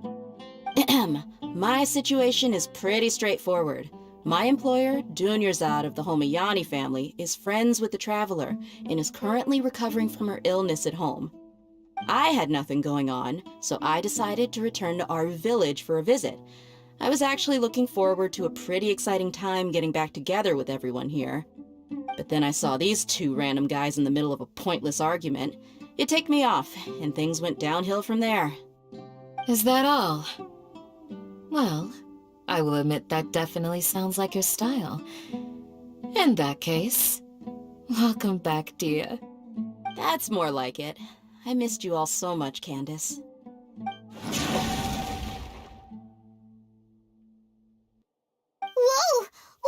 that sound? No need to worry. Now that you're no longer at each other's throats, please make yourselves at home. I'll take a quick trip outside to clear out some of those creatures in the sandstorm. Creatures? In the sandstorm? Are you sure you don't want some backup? Fighting in a sandstorm is not for the faint-hearted. Anyone without extensive training in these conditions is at a disadvantage. You needn't worry. Yeah, just leave him to Candace. Don't worry, she's as tough as they come.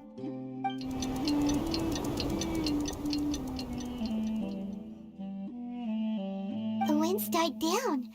That means the sandstorm's over, right? Candace still isn't back yet, though. Is she alright? Maybe we should go out and check on her.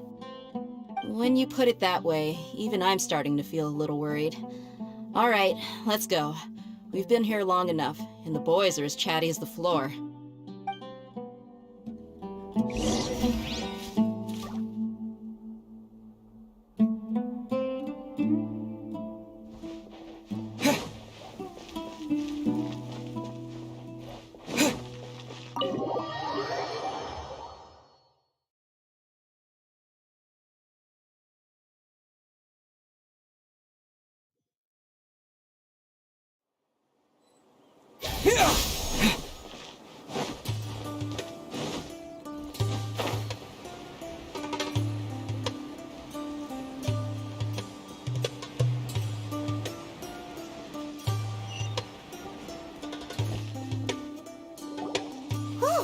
Candace, you're still fighting?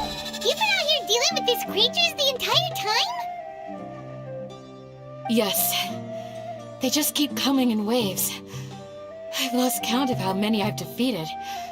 Before I realized it, even the sandstorm had stopped. Here comes another wave! Leave this round to us.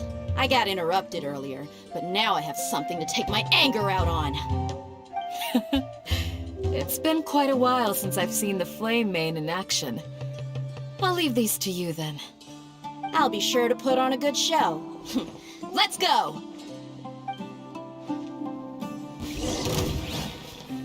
Enhanced Animal Module 75, absorption test. So!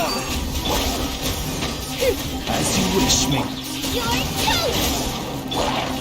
Scatter! Here comes another wave! When are they ever gonna let up? Propagate! The creatures stopped appearing. Was that the last of them? What we fought just now was probably the aftermath of the sandstorm. So we should be safe for the time being. Well fought, everyone. No injuries, I hope. Huh? Who are you? Ah, my apologies. I haven't had a chance to greet you yet. I had my hands full taking care of the village's elderly and children. I am the chief of Aru village. Everyone usually calls me Uncle Anpu. Sir, I am also originally from the desert, but I have not been back for some time now. May I ask if such sandstorms are common? I can't say they've always been common, but recently the storms have become increasingly severe and frequent. Besides sandstorms, we also occasionally get earthquakes. According to an investigator who stayed in the village a while ago, these unusual natural phenomena are related to the withering of Irminsul. Another effect of Irminsul's withering. So, Irminsul's withering causes withering zones in the forest, and sandstorms and earthquakes here in the desert? Everything in the natural world is inextricably connected to Irminsul. These regional symptoms can indeed be a reflection of Irminsul's present state. Everyone in Aru village needs to take good care of themselves. Speaking of which, why haven't I seen a single village keeper since I got here? Village keeper? Who are they? Village guards like Candace? Does your curiosity know no bounds? Village Keeper is how Aru Village refers to mad scholars exiled here by the Academia.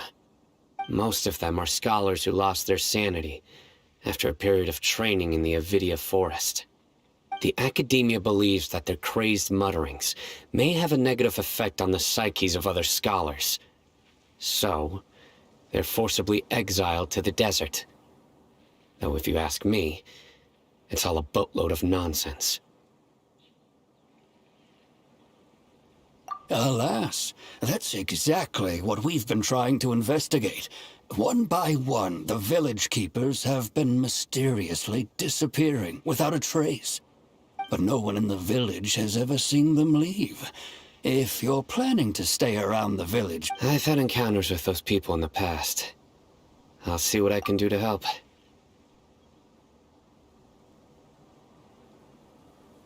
The Matra are the ones responsible for their exile. Now that you're no longer with them, are you trying to alleviate your guilt and atone for your past sins? I'm fascinated by how you think.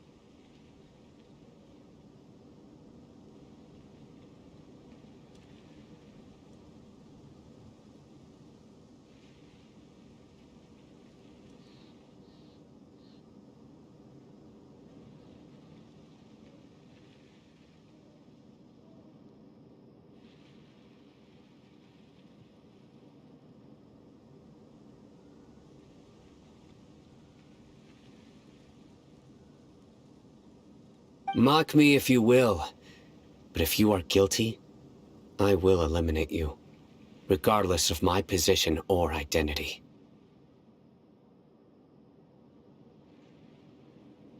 Oh, you're the former General Mahamatra. You must be an expert in these kinds of investigations. Thank you for your help. Is it because you're reminded of Hypatia? Oh, these poor scholars. First they lose their sanity, now this! We need to help get them back home, safe and sound. But, is it really a good idea to tag along with Sino? You seem like you really don't trust him. I'll be grateful for the assistance. No doubt you will do a better job than some of my former subordinates. Let's start by finding a spot to share what we know so far.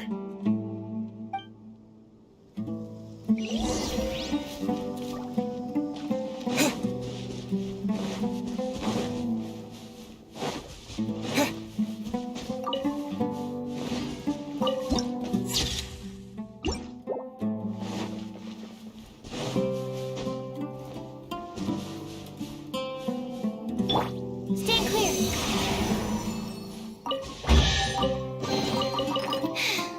If only I stumbled upon lab supplies as often.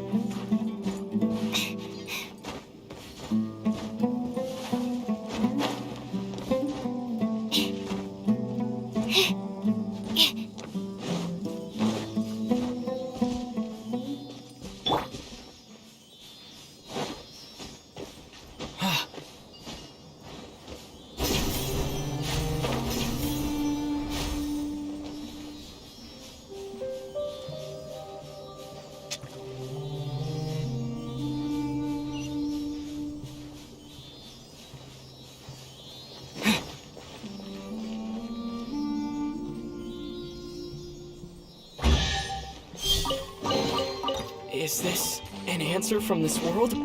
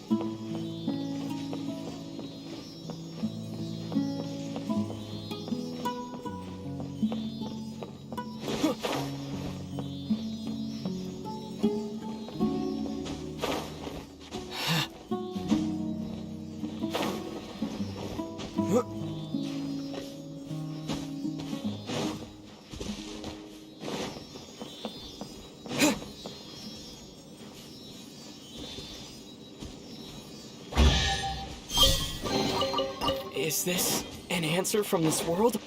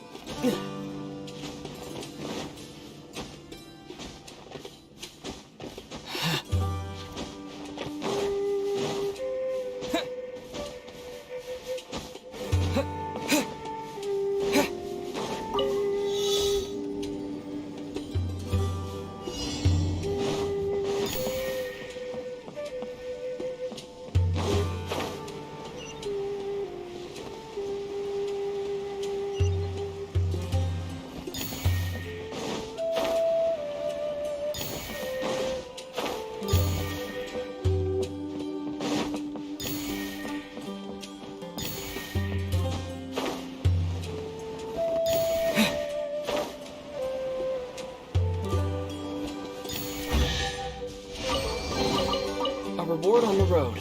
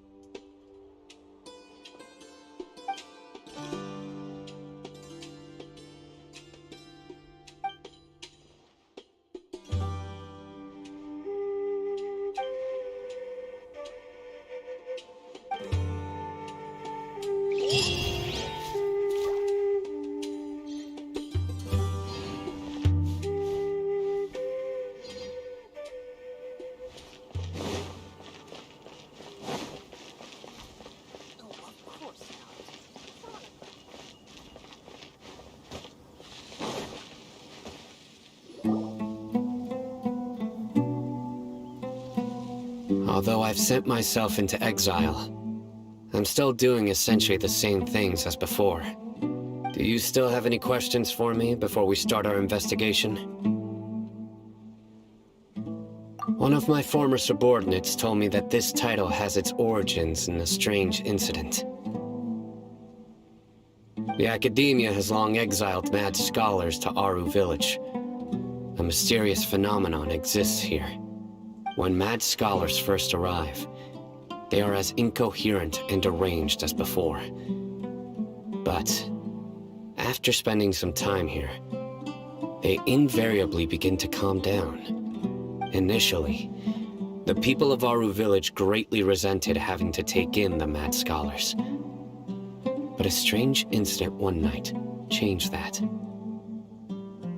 Aru Village was struck by the strongest earthquake in living memory. Seeing buildings on the verge of collapse all around him, the then chief of the village was preparing to take everyone to safety. Suddenly, he noticed a mad scholar crouching in a corner, caressing the ground with his hands. A soft, green light radiated from him, like a divine glow against the backdrop of night. Despite the powerful tremors that ripped through the ground that night, all the houses remained upright, almost as if they had grown roots reaching deep into the ground. In the end, not a single building collapsed, and no one was hurt. After that, the people of Aru Village treated the mad scholars with greater kindness, and began to refer to them as the village keepers. The soft green light? A mad scholar protecting Aru Village? What do you make of it, Traveler? Paimon thinks so too. Actually, Sino, do you know if any of the mad scholars continued to wear their Akasha terminals at Aru Village? In theory, they would continue wearing them so the Academia could still monitor their activities. With that said, the main Akasha system would no longer have any interaction with them. Oh, no wonder! Everything makes sense then! Add in the fact that they calmed down, it was probably Nahida who calmed them. If you are able to draw a conclusion from this one story alone, then it appears you possess much more information than I do. So, what do you make of the story?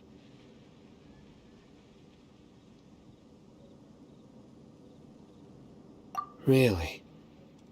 Lesser Lord Kusanali. What? You don't believe us? Lesser Lord Kusanali was definitely using the Akasha to give her power to the mad scholars! No, it's not so much that I don't believe you. I'm just struck by your reasoning. Lesser Lord Kusanali, the current Dendro Archon, is she really active in Sumeru? The Academia has always placed far greater importance on the late Greater Lord Rukkhadevata. They've more or less ignored Lesser Lord Kusanali, and I've never had any reason to doubt their views. In addition, I've never heard any stories about Lesser Lord Kusanali and her deeds. To me, she might as well have been a god that never existed. No way! Nahida definitely exists! She's a... how should Paimon put it? She's a good Archon who's kind and wise, even if she says weird stuff sometimes. I've spent many years interrogating criminals, so I can easily tell when someone is lying. Good! Then you should know that we're telling the truth! That look in your eyes. I've never seen that from a liar. You two really must have met Lesser Lord Kusanali. How can this be? To think, our Archon has been amongst us this entire time. Alright, now it's our turn to put our skills to good use for this investigation. But easier said than done, especially since we don't have any leads. Maybe we can start by knocking on some doors. Excuse me, are you here to help me find my grandpa? Huh? Who are you? By the sounds of it, a resident of this village. My name is Isak. You'll help me find my grandpa, right? Is your grandpa a mad scholar? Hey, don't say that. Grandpa is just Grandpa. Why do you have to call him that? It's not like he's a bad person or anything. The person you're referring to is not a local, yet you are. Why do you call him Grandpa? Grandpa is just Grandpa. He's my family. I heard everything you said to the village chief. Please, you gotta take me with you. I want to find my grandpa. I swear I'll help. I won't be a nuisance. Ah, so you're the one who was eavesdropping on us around the village chief's house. I was planning to go out and take care of whoever it was, but I had a vague feeling that they didn't harbor any ill intent. Whoa. Hatham wasn't kidding about Matra having sharp senses. Sino, he's just a kid. All he wants is to find his grandpa. Let's find a way to help him. Sorry, I was only listening in because I wanted to know where Grandpa went. Honest. If you don't believe me, you can ask Miss Candace. All right. But first, let's confirm the facts with Candace.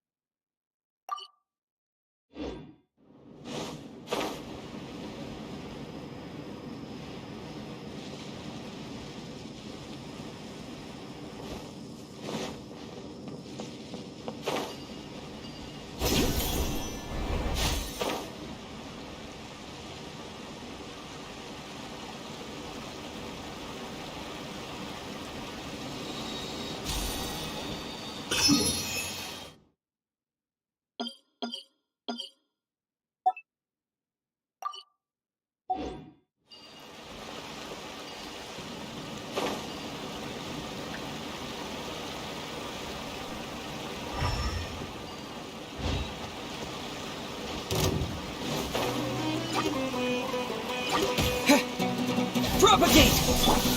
By royal absorption test.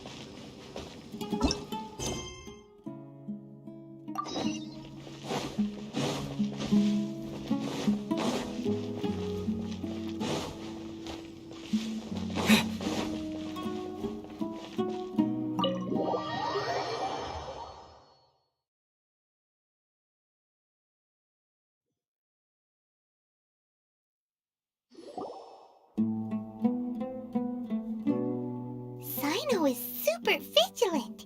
Is this what all the Matra are like? Ah, you're back already. We just wanted to confirm something with you. Do you know a boy by the name of Isak? I had a feeling he'd go looking for you. Huh? You knew this would happen? Yes. Although he tried his best to stay hidden, I still noticed him eavesdropping outside the window. He really wants to get his grandfather back. Isak's parents were both Eremite mercenaries who rarely returned to the village after finding employment in the city. He was raised by his grandfather. Unfortunately, it was only a few years before his grandpa passed away. Isak was still very young at the time, so various families in the village took turns caring for him so he could survive. Later, an elderly mad scholar arrived at the village. Isak thought the scholar bore a striking resemblance to his grandfather, and thus often spied on the man. However, the scholar was unkempt in appearance and incoherent in speech. Although Isak referred to the man as his grandpa, he was afraid and didn't dare to approach him. One summer night, the oft mumbling and bumbling grandpa suddenly calmed down and seemed to become more lucid.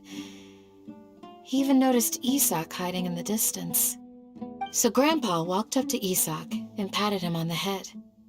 He even took Isak to the entrance of the village, where he patiently taught the boy the names of the stars, and accompanied Isak until he fell asleep. The next morning, Isak woke up and wanted to go find his grandpa again, only to realize his grandpa no longer recognized him. However, even so, Grandpa retained his calm expression. It's said that those who saw the scholar claimed he no longer appeared to be crazy, but appeared to be living in his own world, almost as if he were sleepwalking. Isak was thrilled that his grandpa was able to find peace, and would follow him all the time, asking him things like, "Grandpa, want me to take you somewhere fun?" Or, "Grandpa, could you tell me stories about the stars again?" All this somehow just makes Paimon feel really sad. It seems like they both deserve so much better. Perhaps. Nearly everyone who lives in the desert has some form of hardship or regret. But even so, we must still continue on with our lives. It's also my reason for fighting. I must continue to protect this land.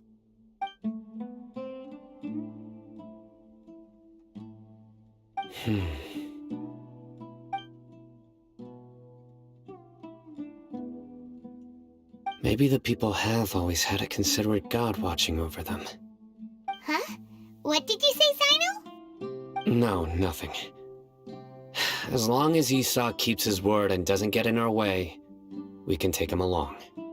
Perhaps you are more compassionate than I gave you credit for. Please accept my thanks on Isak's behalf, Sino.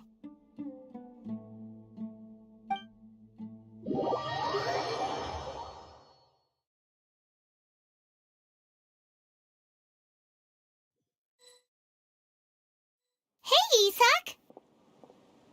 Oh, it's you guys! We've cleared everything up! Let's go find your grandpa! Really? Wow! Thank you so much! Yeah! Alright. Let's ask the local residents some questions first.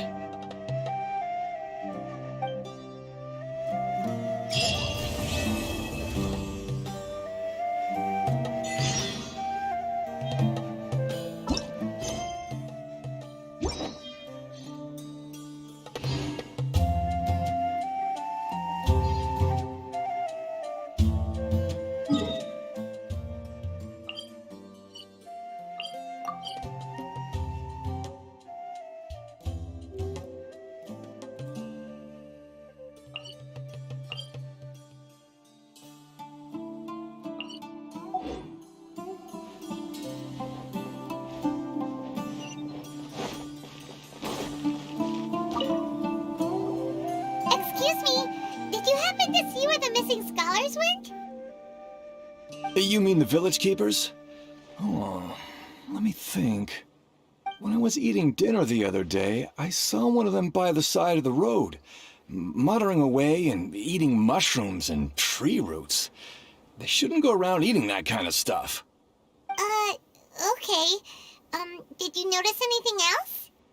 Anything else? No, I think that's all I have to tell you. Sorry.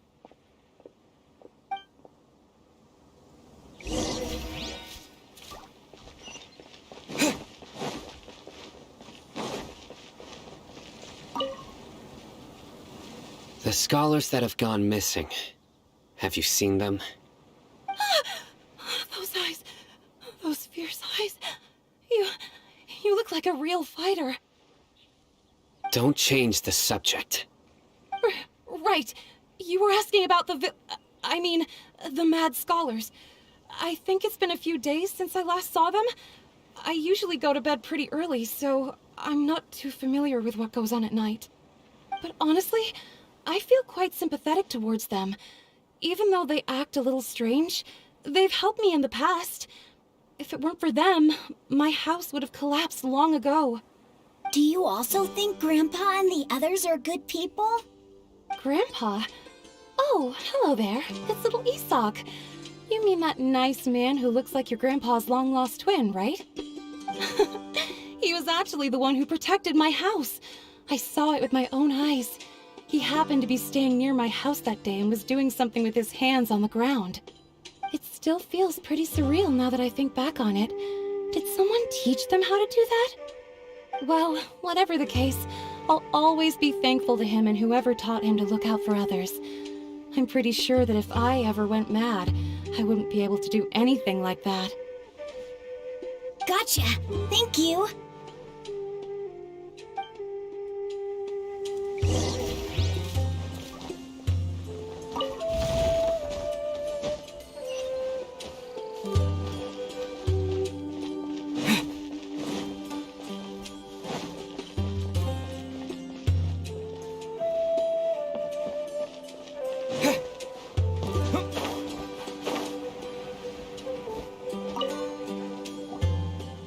Sir, have you seen my grandpa recently? You know, the one who likes to sit and space out near the village entrance. Oh, well, if it isn't Isak. Well, your grandpa, huh? It's been a while. The last time I saw him, he was spacing out by the road as usual. I went and asked him if he'd like any of the food I had prepared, despite my wife's protests. Like many people, she's really quite terrified of them. And speaking of my wife, she's still always complaining about how I don't make enough mora. That might explain why she's always mad at me. Oh, thank you. Thank you for taking care of him. It was nothing. You're looking for him, right? Did he go for a walk and get lost? Yeah. Oh, that's no good. Well, once you found him, come by my place again and I'll cook a little something for the both of you. I've known you since you were very young, so as far as I'm concerned, you're family. Please feel free to come by anytime. Wow, what a nice guy! Okay, thank you, sir. Huh? Don't say anything for now. Isak, stay here. Let's head over there. Stay quiet as you move.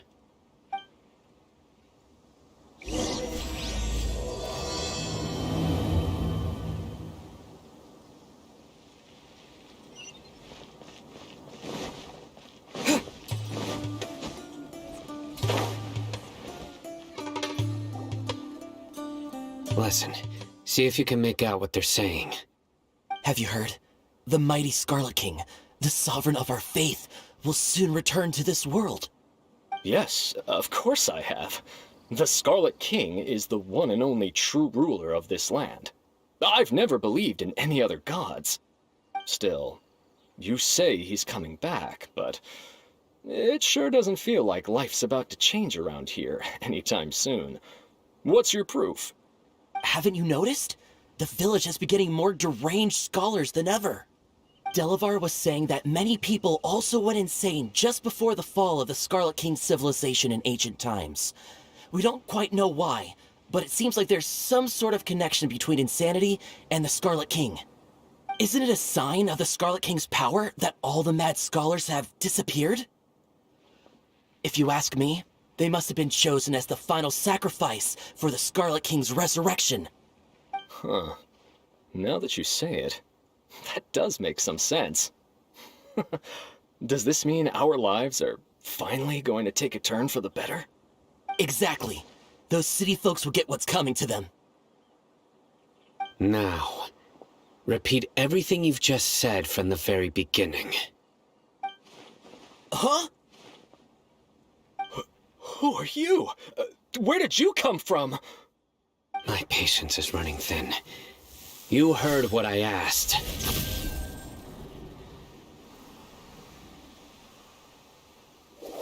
Yeah! Bro, this guy's something else. Just look at his eyes. One wrong move, and he's gonna flay us alive.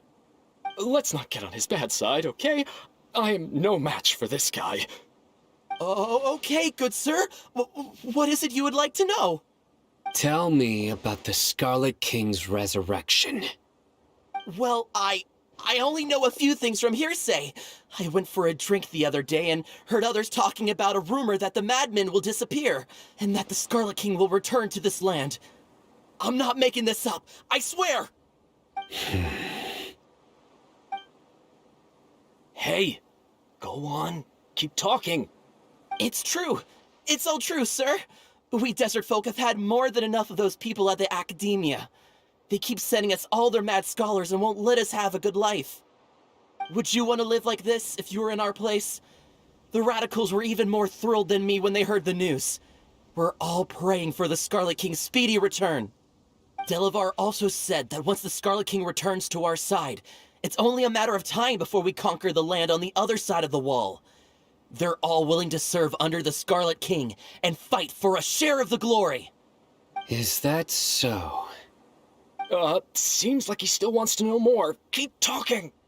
Got it. At first, I told myself it was just the drink talking, but then all the mad scholars vanished without a trace, just as the rumors said.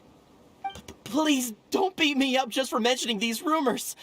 If I'm guilty, then everyone else around here is also guilty. I'm just saying what the others said. The people here really like the Scarlet King, but dislike the Dendro Archon. Where is this radical person you talked about? I haven't run into him over the past few days, so he probably hasn't been around the village. What about you, man? Have you seen him at all? No, not at all. We wouldn't dare lie to you. He's really not here right now. Sounds like you're not too close with the radicals. No, of course not. All we know are their names.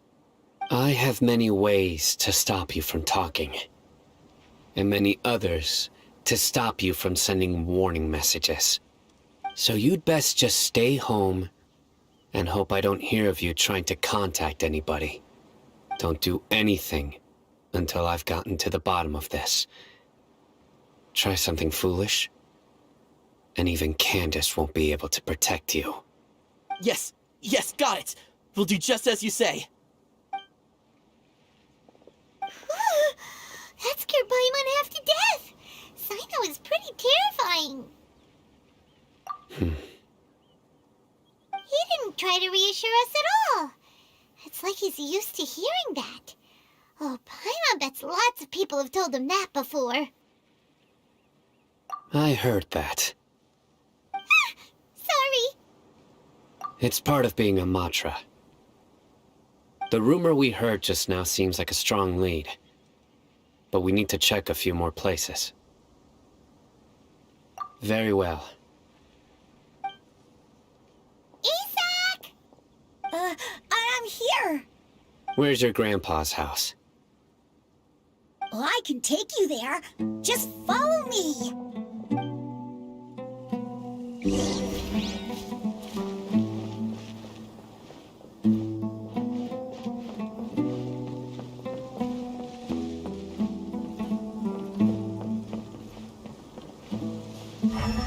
Grandpa?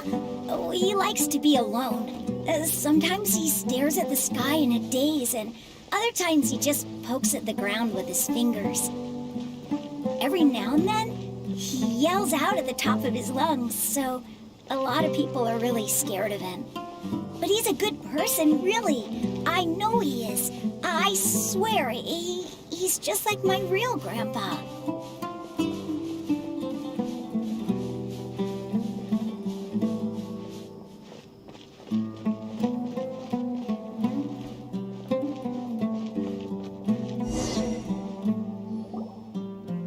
This is where Grandpa usually stays. There sure isn't much here.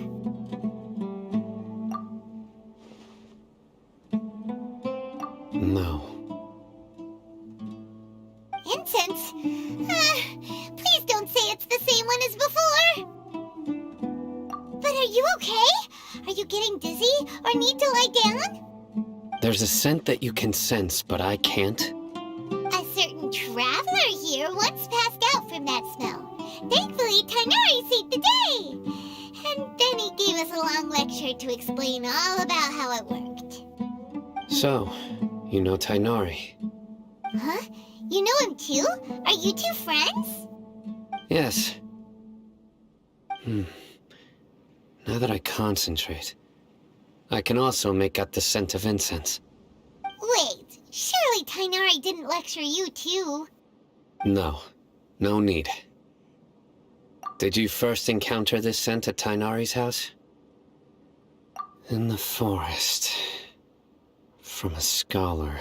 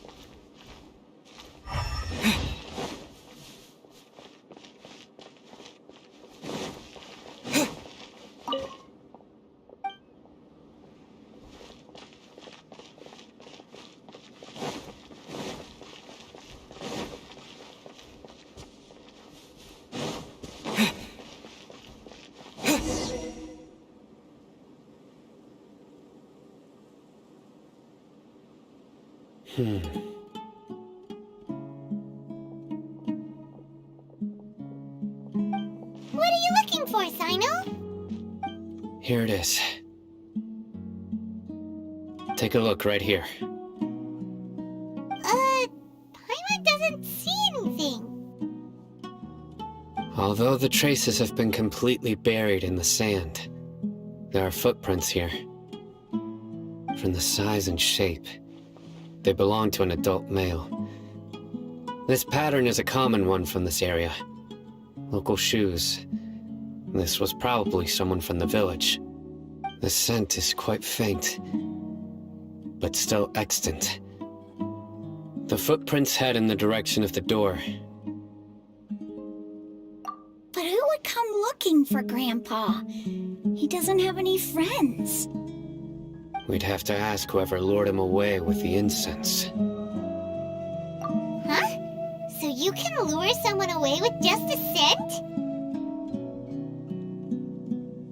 Hey! What's wrong with liking good food? Everyone's got something they love in life. Exactly. Most scholars are fond of incense, since the smell supposedly helps them clear their minds and discover new knowledge. Even deep within the clutches of madness, they still yearn for their knowledge-seeking days, and will follow the scent whenever it presents itself. No, Grandpa. So, someone's taking advantage of their weakness? Huh. Still, why would anyone want to abduct all the scholars? Are the rumors really true? Could the disappearance of all the mad scholars have something to do with the radicals? It's highly likely. Please, you have to save my Grandpa. Grandpa's never done anything wrong. Please help him. Sounds like we'd better help get him back. Don't you worry, Isak. We won't let whoever took him get away with it. Let's head to Aru Village and inform Candace and the others about what we learned here. After that, we'll set off to find the scholars.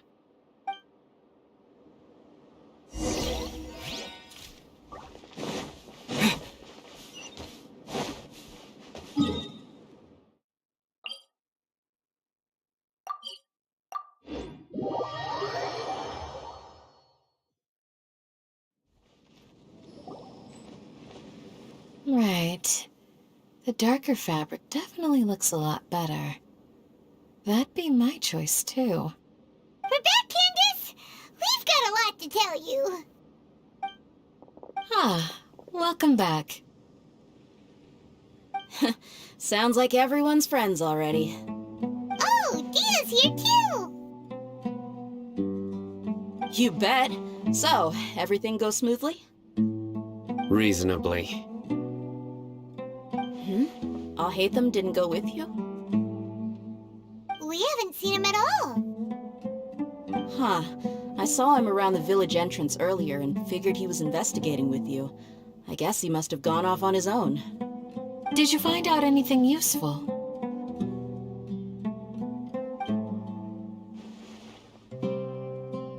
I see. So someone used a kind of incense to lead the exiled scholars away from the village.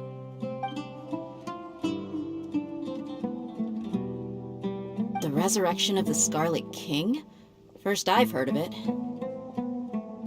Far as I know, the kind of incense you just mentioned is only popular beyond the wall.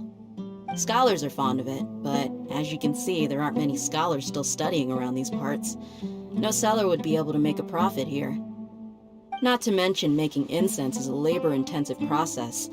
You won't see anybody in the desert with the patience to make or sell something that requires that kind of effort. It seems someone from beyond the wall must have been supporting this. Makes sense. So what should we do then? Do we go back to the academia and search for leads there? If it was any other day, that would be your next logical step. But today, you've got me on your team, so you get an extra tip.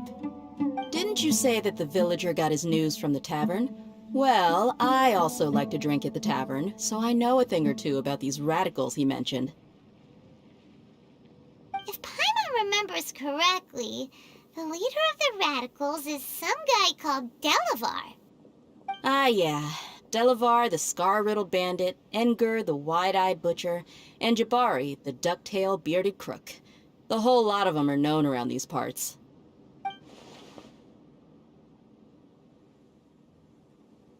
These guys have one thing in common, and that's being broke. The rougher life gets, the more they want to believe in the Scarlet King. Way they see it, the Scarlet King's resurrection is their only chance at overthrowing the academia. Throwing all of Sumeru into chaos is the only way to change the way of life here in the desert. Anyway, that's my guess why they've chosen to become radicals. Tia! You're amazing! You really know this place inside and out!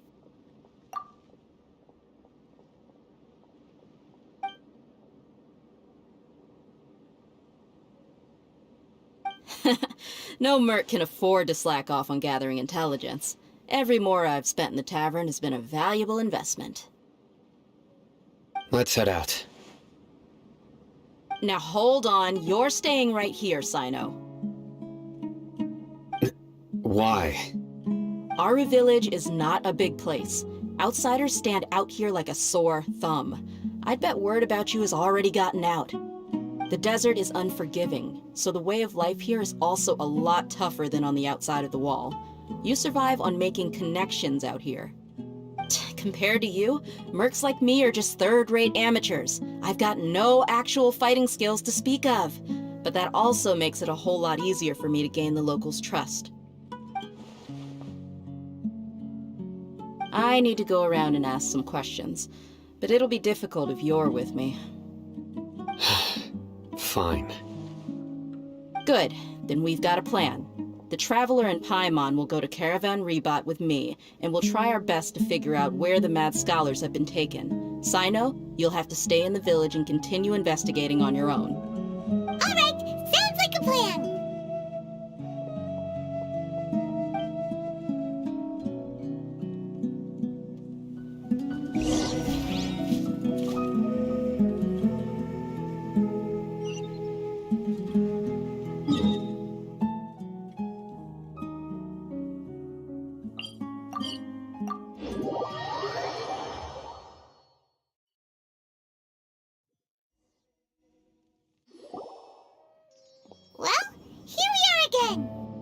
Sounds like you're starting to get familiar with the area. Paimon's amazed every time we see the wall of Samiel. How can a wall this tall even exist? It's almost unreal. I know what you mean. I had the same question every time I walked this way when I was a kid. Also, why is this high wall here? And can a wall really block sandstorms? It was only after I grew up that I realized the wall of Samiel isn't just there to keep out the sandstorms. It serves a more important purpose, keeping out people like us. Sumeru is run by wise and mighty sages. To them, us desert dwellers are nothing but tools that can be used and discarded at their whim. We're cheap labor, like livestock, but easier to control. Nothing more. Even if a child from the desert got the chance to obtain an Akasha terminal, almost all their requests for knowledge would be denied. The academia believes we're underserving. Geniuses like Sataria are 1 in a million. The other children never get a single chance to try and rewrite their fate, even though the academia knows very well that we're humans, just as they are. That's terrible. I would tear down this wall with my own hands if I could.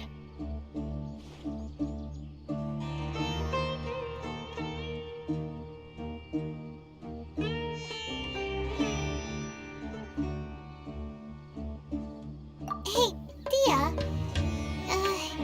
You're not thinking about doing anything scary, are you? No, not at all.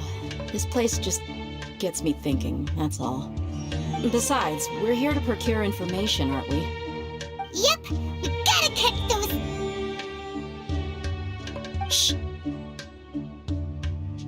Caravan Rebot is crawling with people, so be careful what you say.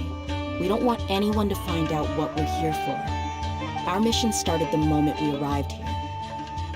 Let's go check out the tavern. Maybe we'll find someone I know.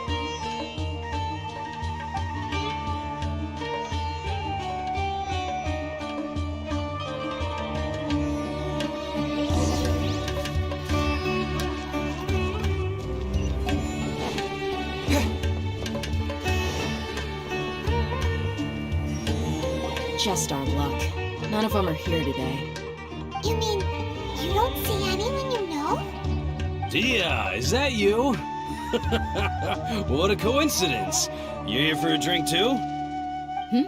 Zaki. Finally, a friendly face. Oh, and who do you have with you here? Guests from another land? Hello. I'm Zaki. Dia's, how would you put it? Drinking buddy? We've had drinks together a few times. You could say we go back a ways.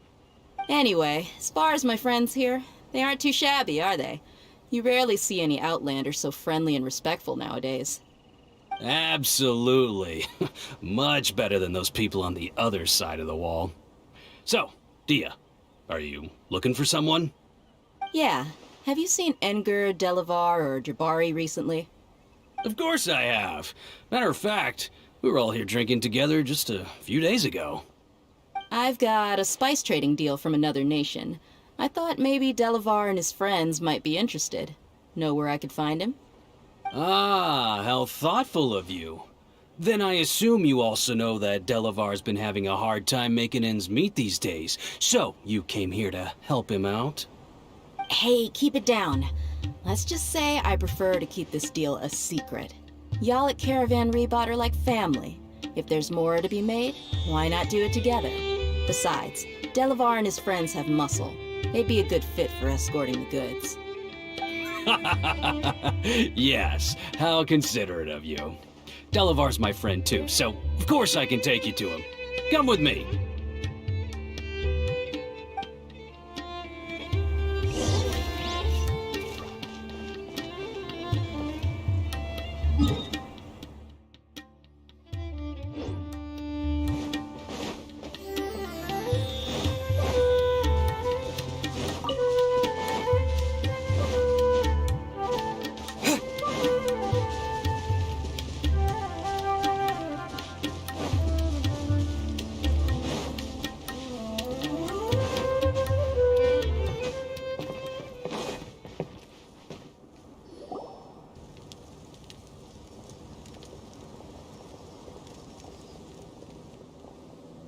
there yet? Yep, this is the place. This place is practically deserted. What are they doing in a place like this?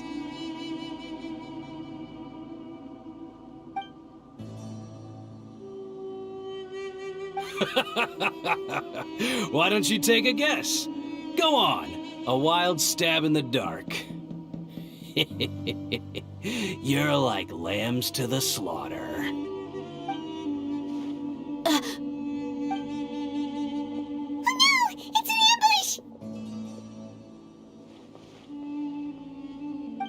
What's this all about, Zaki? Come on, Dia. You really think we didn't hear about what you said back in Aru village? The boys have kept a close eye on you from the moment you set foot there. Not only do I know that you're looking for Delavar, I also know that you've teamed up with people from the Academia to look for the missing scholars. So, you've been watching us from the very beginning? Uh-oh. Paimon knew leaving Sino behind was a mistake! And you left the strongest one in the village, didn't you? Who do you think you are? You really thought we'd fall for your little business deal nonsense? So you and Delavar have been partners all along. Dia, I guess it's only natural for a traveling mercenary like you to be out of the loop. Those of us who hang around the tavern have stronger bonds than you think. But you got one thing right. We're all looking forward to an uprising in Sumeru. There's nothing more we'd like to see than the desert folk overthrowing the Academia. If that's the case, then I'm sure Delavar wouldn't miss a second of it. I'll be honest with you. If it weren't for what you said in the village, your little monologue about the Wall of Samiel would have convinced me that you're one of us. Delavar. And Enger, you're here too, huh? Long time no see, Miss Mercenary. You should have known the traitors are what us followers of the Scarlet King despise the most. Dia, I thought that you, a fellow desert dweller, would understand that the Scarlet King is greater than the Dendro Archon. Little did I know, you don't deserve to join us. Yeah, gee, what a missed opportunity. Adopting radical views and kidnapping innocent scholars, all because of some baseless rumors. Anything else I'm missing out on? See? There you have it. Mercenaries are just a bunch of faithless scum with only one thing on their minds. Mora. Pathetic. You're all like a pack of street rats. You're not wrong. Mercenaries are driven by Mora, and my faith lies with whoever's paying me. As long as there's a profit to be made, anyone can become my friend. Enough talking! Get him! Just as I expected. Let's teach him a lesson, traveler. A new punching bag. Spring forth! Animal test 6308. Oz, reveal thyself. Wings of darkness. Absorption test. Animal hypostasis emulation.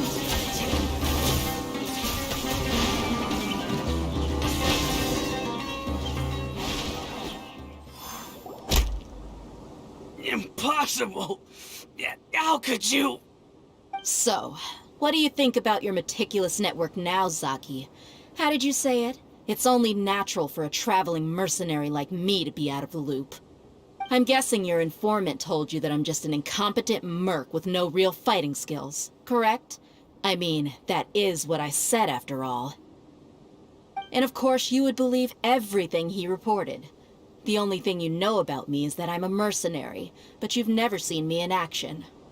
Even though you heard we went to handle monsters together, you believed that Candace was the only one doing all the real fighting. That so-called Flame Mane is just a fraud. She admitted it herself. She just uses her connections to gain the trust of others. That's what you thought, right? Ugh. You lied in the village because you figured that we'd have people watching you. And you were stupid enough to fall for it. I figured as much the first time we drank together. You all thought you were so smart. Pathetic. Okay, that should be all of them. Whoa! So you've been planning this since we were in Aru Village? No task can be done without preparation. I just happened to notice a couple suspicious-looking people while you were out investigating. Oh, but instead of catching them right away, you let them report back. Those two who were snooping around were just a couple small fries. If we want to get the real catch, we have to be patient and give it some time. Oh, you mean the funny name she mentioned back in Uncle Ampu's house? The wide-eyed butcher, Scarlet Bandit, Paimon can't remember them all. That's just a bunch of drunk talk. Edgar and Delavar like to talk themselves up when they're drinking. Edgar, the wide-eyed butcher, and Delavar, the scar-riddled bandit, are the nicknames they came up with for themselves. Alcohol has a way of making people share what they really think. So Edgar and Delavar are always rambling in the tavern about how the Scarlet King is a superior deity. What about Zaki? He's just a numbskull who fell right into our trap. Zaki was probably the best hidden of them all. My initial plan was to find Delavar first, and then try to track him down. That's what you wanted to ask when we were at Uncle Anpu's house, right? Jabari's one of the villagers you talked to. You know, the one who wanted to treat Isak and his grandpa to some food. Wait, so he's a radical too? No, he isn't. I just needed to tack on a random villager name to make the eavesdropper think that I was making some wild guesses based on my impressions. Wow, what a genius idea! Well, that's an expert mercenary for you. Ah, you're too kind. It was straight from the usual playbook, if I'm honest. So, that thing you were saying before, is it really true? About what? About how mercenaries only care about Mora, and that anyone's a friend as long as there's a profit. Does that bother you? What makes you so sure? Dia, do you dislike the Dendro Archon like the other desert folk? You two are pretty sharp. No, I don't have anything against the Dendro Archon. I've heard a lot of nice things about the Lesser Lord from Dunyarzad. I can understand her devotion and gratitude. Dunyarzad's just an ordinary person. There's no way a god would be so involved in the lives of everyday people, unless they were truly compassionate. I've begun to realize that the sages are behind everything that's happened recently. The radicals' blind belief in the Scarlet King, making the Dendro Archon out to be an enemy. It's all the Academia's trickery. But I see through it all. And unlike them, I can never be hostile towards anyone who's never done anything wrong. Dia. Anyway, looks like we're done with business here. Traveler, lend me a hand. Let's tie him up and bring him to the village.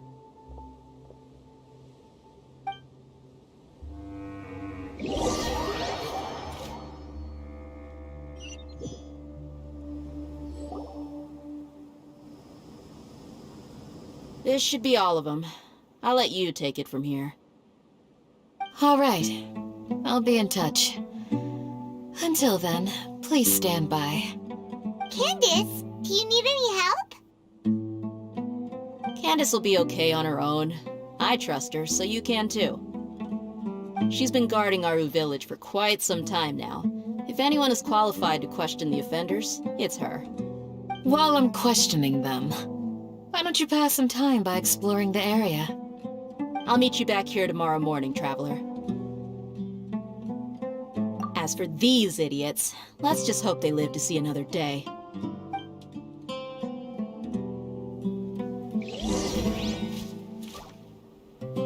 You heard the question. Now answer me. Ugh!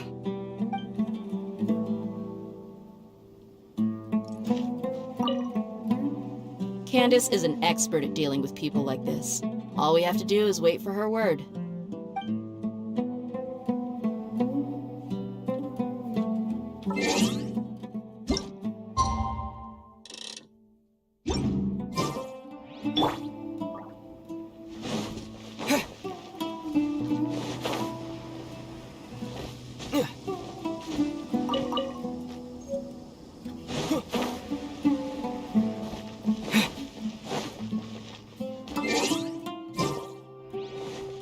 You heard the question. Now answer me.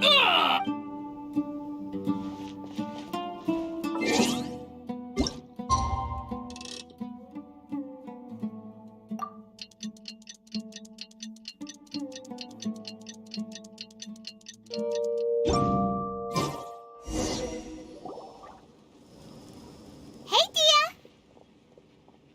Right on time. We'll know any moment now. Paimon's been wondering. You seem to know Candace pretty well. Have you been friends for a long time? We've known each other for some time now. She's a pretty interesting person. Even though she's an extremely strong warrior, she never misuses her powers against others. Oh, Paimon knows what you mean. Like a lot of martial artists say, never take the fight outside the ring. Yep, I guess you can put it that way. It takes strong convictions to be as dedicated as she is, and shoulder that kind of responsibility.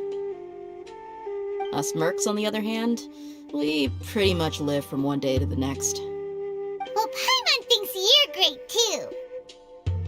Really? Thanks for that.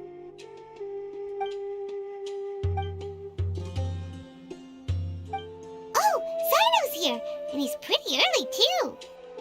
Yes, I was here yesterday to help out a little. To help out? By doing what? Sharing some interrogation techniques. Oh, you mean you taught Candace some more persuasive methods? Right. Come on in, everyone. Come on, let's go inside.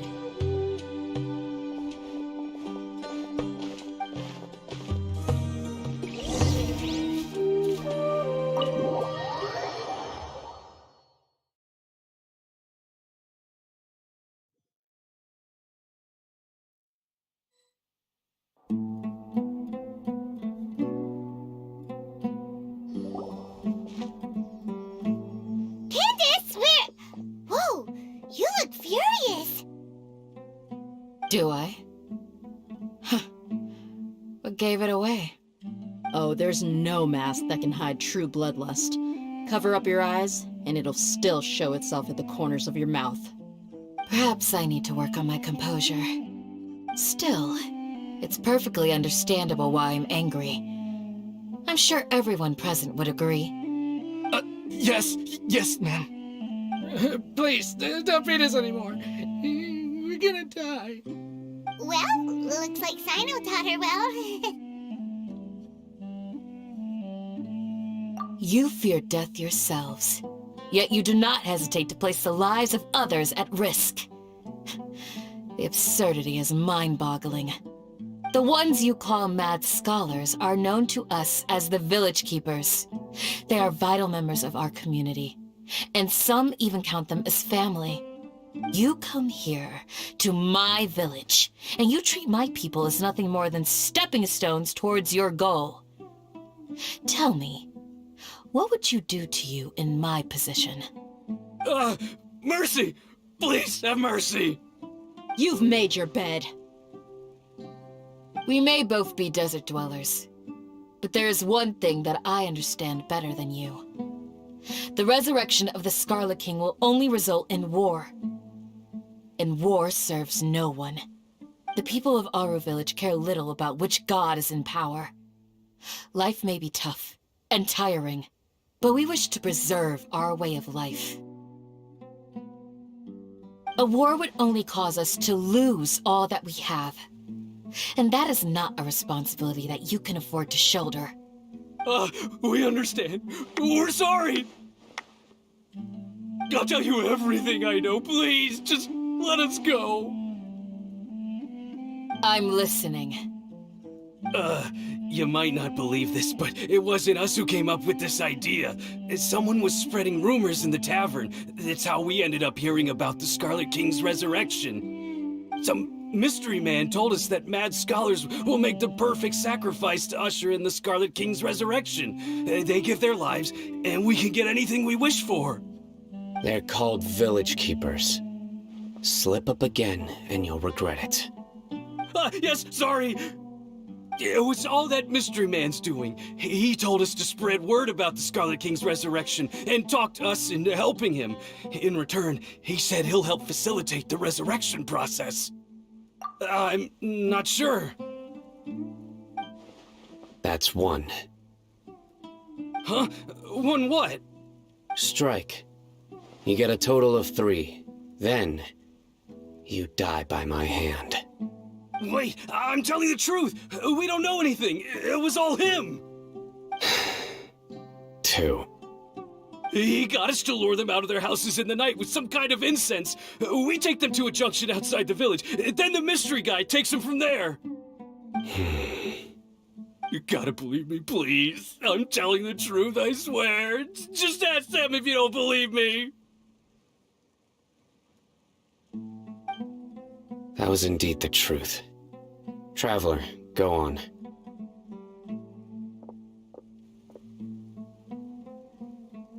You have to believe me. If I knew that, I would have told you his name right away. I'm not risking another beating to keep his secrets. No way. That guy, he wears a cloak, and he's always careful to cover his face. He calls himself the Scarlet King's envoy. I believe I may know what's going on. Uncle Anpu? What do you mean?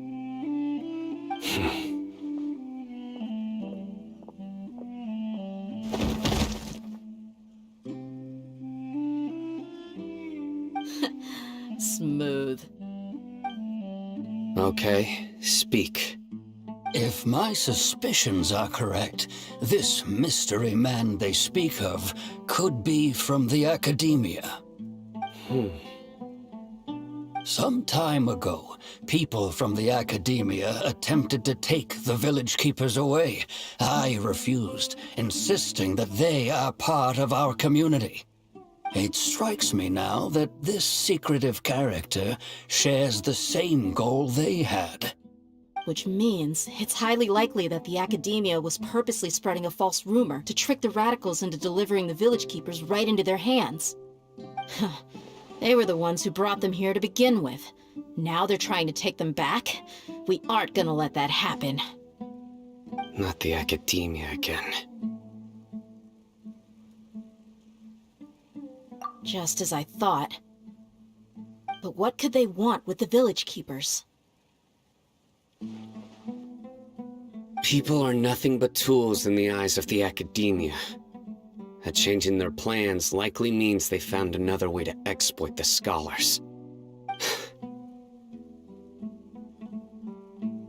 Regardless, our top priority now is locating the village keepers. You're right. Isak is still waiting for news on his grandpa. Time to go. Let's leave the village and try to track them down. Yes. Pack up and get ready to leave. You got it. Candace, I'll let you deal with the radicals. Leave everything outside the village to us. All right. Let's meet back here once everyone's ready.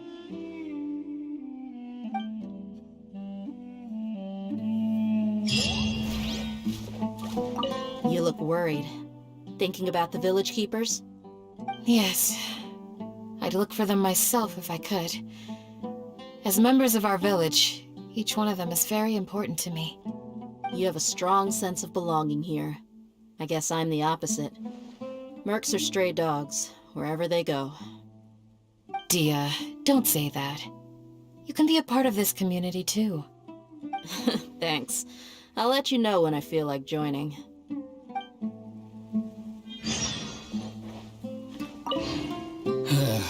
I just hope everyone's all right.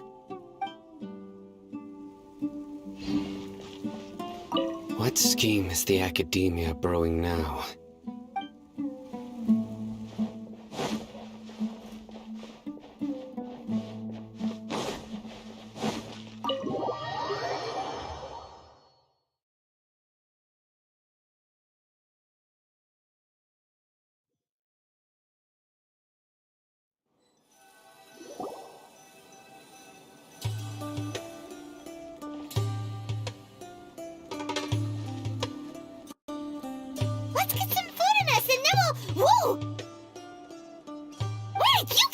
him!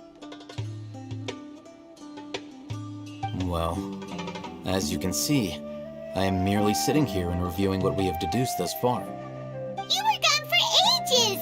And now you're suddenly sitting here musing to yourself? Where have you been anyway?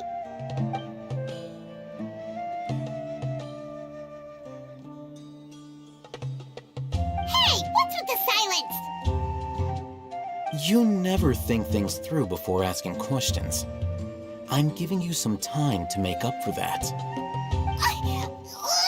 Paimon's so mad! Paimon's gonna give you an ugly nickname!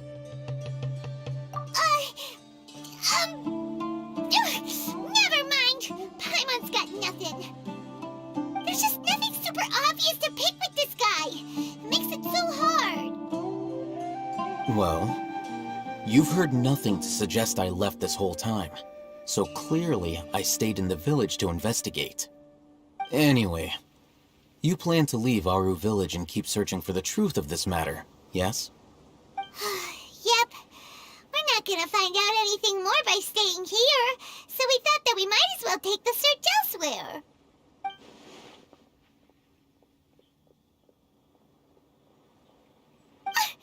Enough with the silent treatment! No. I'm just surprised that you decided to team up with him. Alhaitham, you haven't helped us out at all ever since we arrived at Aru village. Bold of you to question our choices. Yeah, you're all talk! While you were investigating, I had my own work to do, which I've now finished. Really? Paimon doesn't believe you. To be honest, we aren't really a team, so I have no obligation to inform you of my whereabouts. Not to mention that going separate ways allowed me to find some important information that you all had missed. Huh? Right here in the village? Correct. What did you learn? I'm going to take you to someone. But before that, you need to understand where she's coming from. What does that mean? How do you think the residents of Aru village feel about what we're doing? In other words, do you truly believe every single word the villagers tell us? You mean some of them lied to us? Hiding the truth does not necessarily equate to lying. Again, these people have their reasons. Remember what Gandhi said? Most people in Aru village don't necessarily care which deity is in charge of Sumeru. That's because whether the Scarlet King or the Dendro Archon has power is of little significance to them. By contrast, the perils of their daily lives are ever-present concerns. They won't simply share everything they know with you without good reason. That's why you believed there was no further information to be found in this village.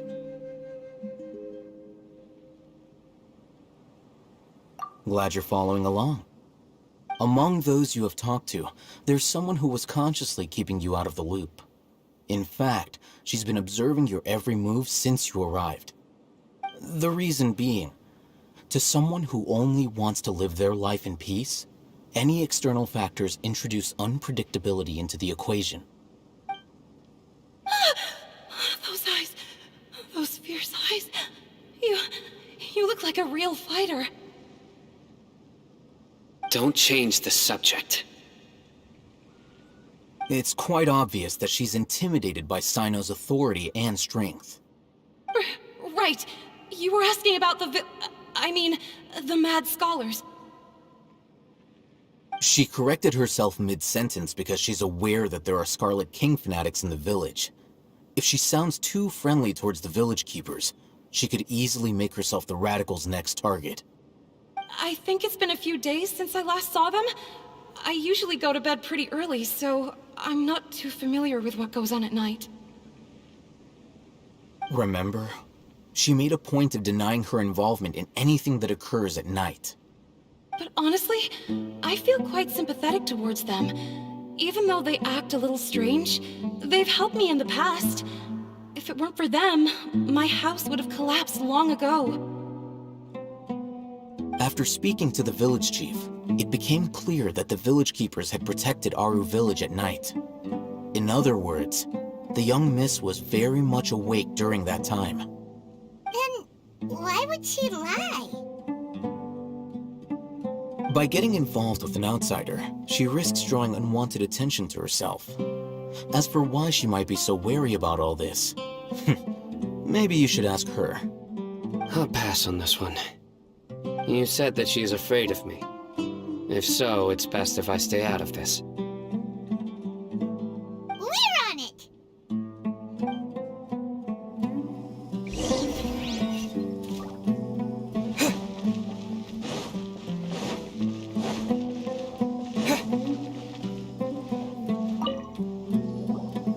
Miss Shawnee, as we discussed earlier, I've brought someone with me.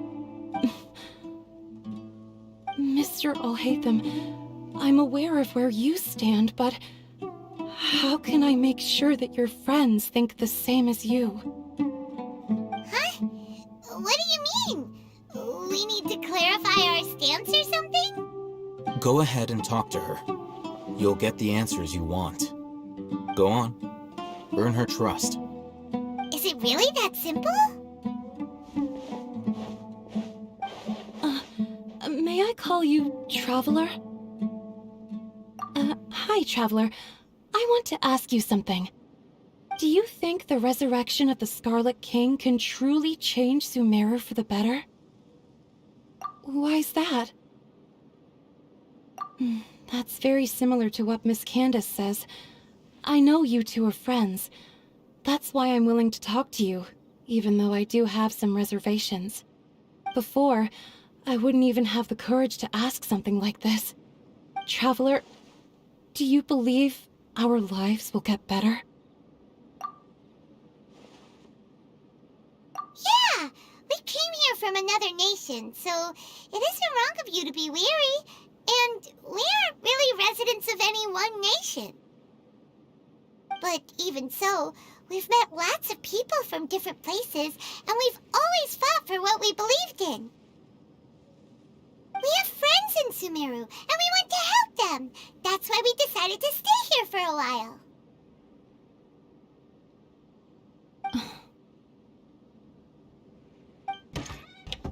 I want to trust you. My apologies for posing my questions like that. To be honest, I didn't expect you to come back for more information. Alhaitham told us you have your reasons. It's okay. We understand. The fact is that only one side of my family is desert folk.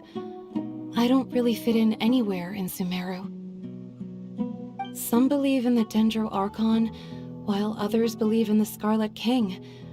I don't belong to either side, and neither side would want me. Speaking of which, the radicals mentioned that they despise traitors. Do they just think that anyone who's different from them is a traitor? Yeah. Some people can be so narrow-minded when it comes to bloodline and beliefs. It makes no difference what I say or how I behave. I'll always be suspected of having ulterior motives. Slowly, I just stopped talking to people. I pretended not to hear or see anything. All I want is to live my life in peace. And then it happened. The village keepers who had helped me disappeared with no explanation, and I didn't dare breathe a word about it to anyone. Until now. You can tell them. I'm sure he'll keep your secret. All right.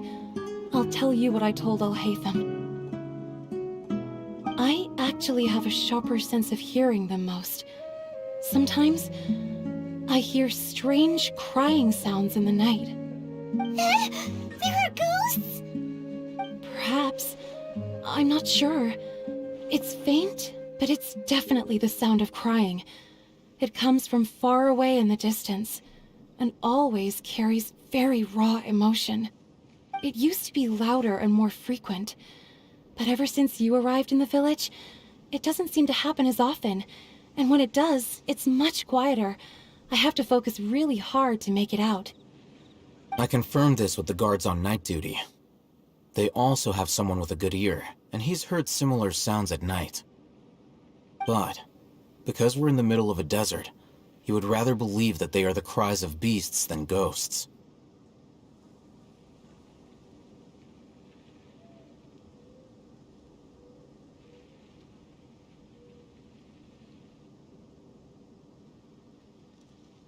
There's really nothing around these parts, except for an old hospital not far from the village. I think they used to use it for treating Elazar, but it's been abandoned for years. Yeah, let's go!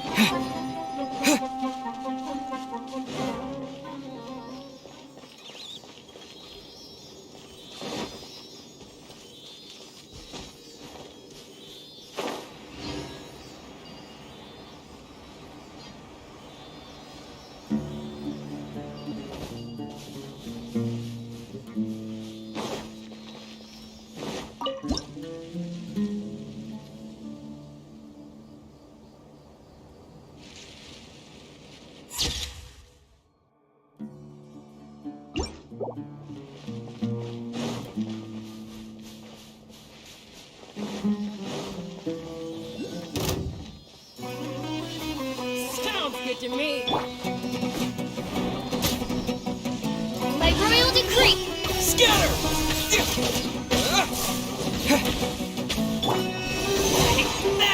Animal test 6308.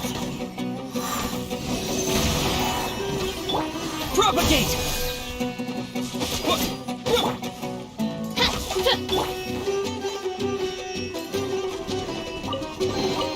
Wow, so many raw materials.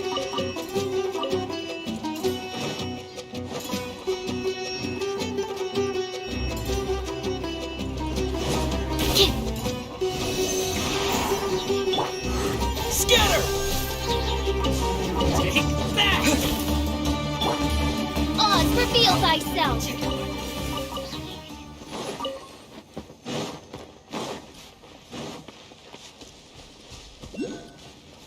Oh, is this the place? It's in terrible shape, and there's sand everywhere. Empty and forgotten. An ideal place to hide people.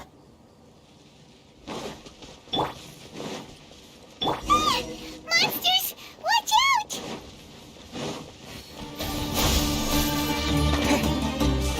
Germinate! Enhanced animal module 75. Shadow Razor, Black Knight Fall. Propagate! Yeah! Yeah!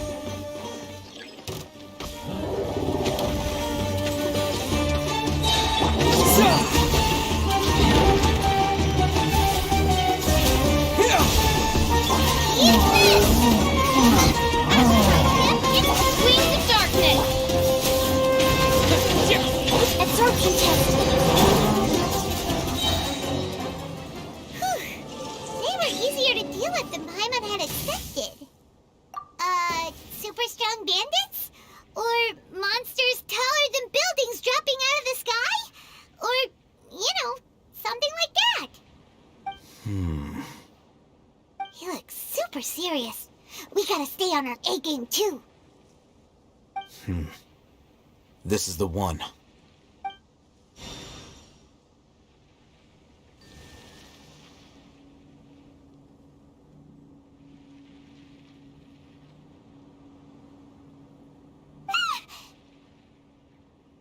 Let's go in and take a look.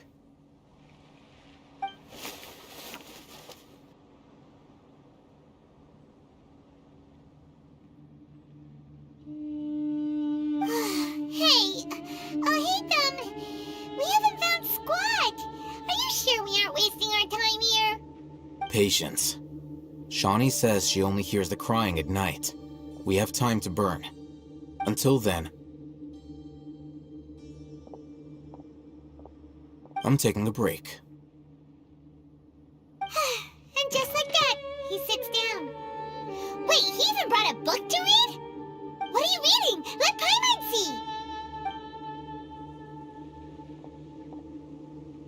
Okay, sure. Huh? The natural position, which is the positional propensity of an entity in natural motion in contrast with an object in forced motion? Huh? When free from external influences, every entity displays the tendency to follow its natural trajectory? So, you got that? Oh, Paimon gives up. You keep reading your book. See ya!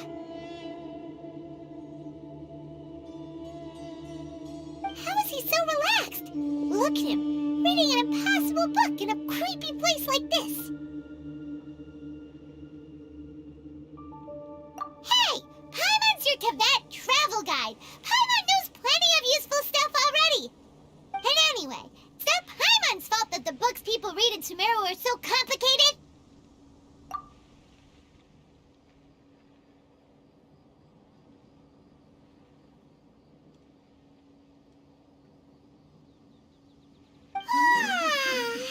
Paimon's getting so sleepy. Huh? What was that sound? There it is. It's coming from that direction.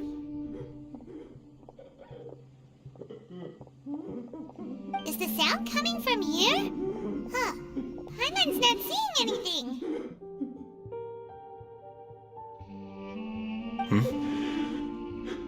It's from below.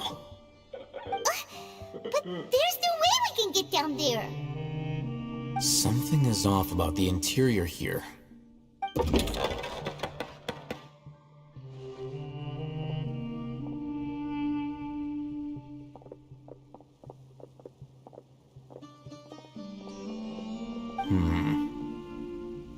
As I thought, there's a hidden structure.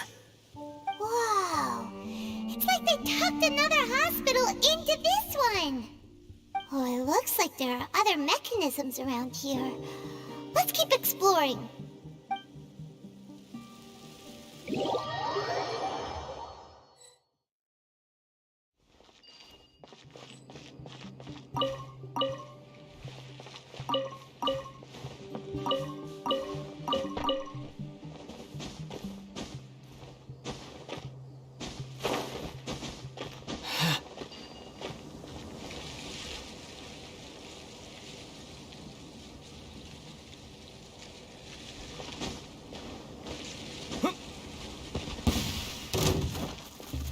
Propagate! Oz revealed by the Animal Test 6308. Absorption test.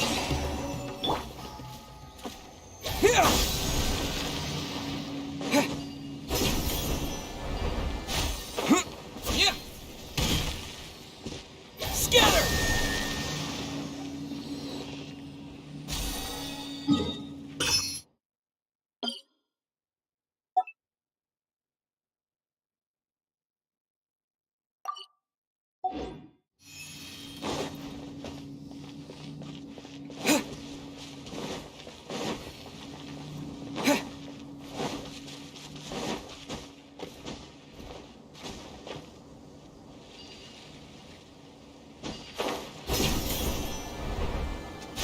By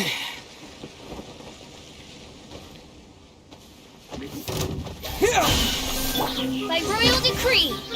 Don't break my glasses! Swirl, Mark 2!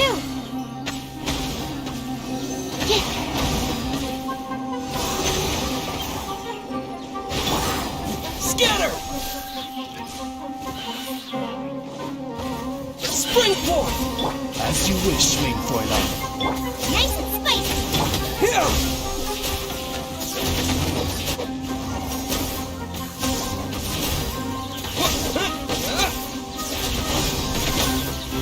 Animal test 6308. Stand clear. Scatter!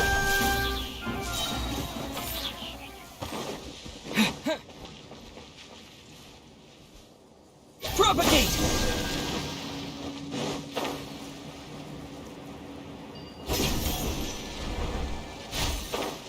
That's close enough. Scatter! Absorption test. Stand clear.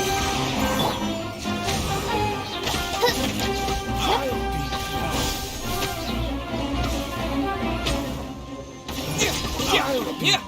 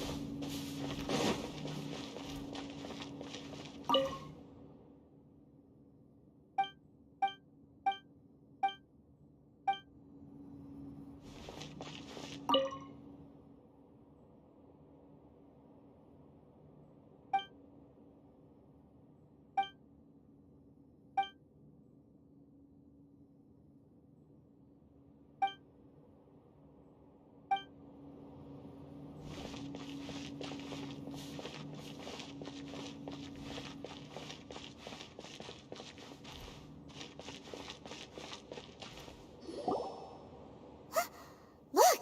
There's someone over there! Good idea. Let's approach him slowly without alarming him.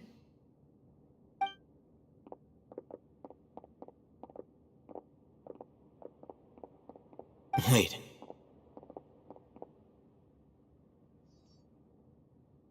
You're...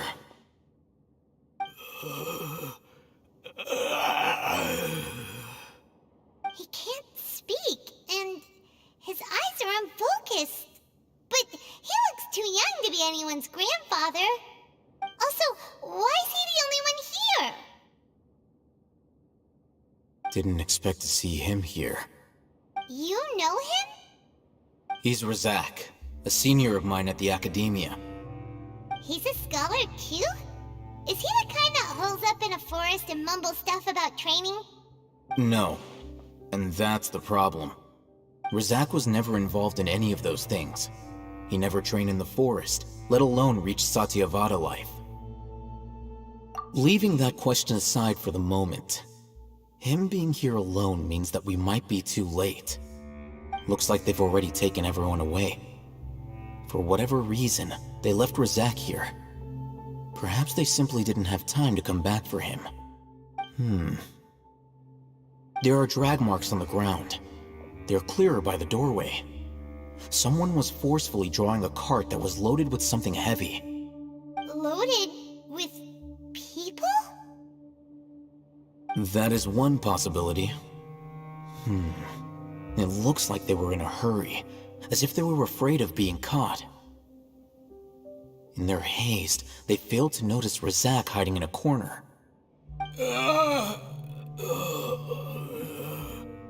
The symptoms are identical. Looks like we found living proof. Huh? Why do you say that? Allow me to jog your memory. Recall your time at Port Ormos. Don't you think his symptoms look familiar?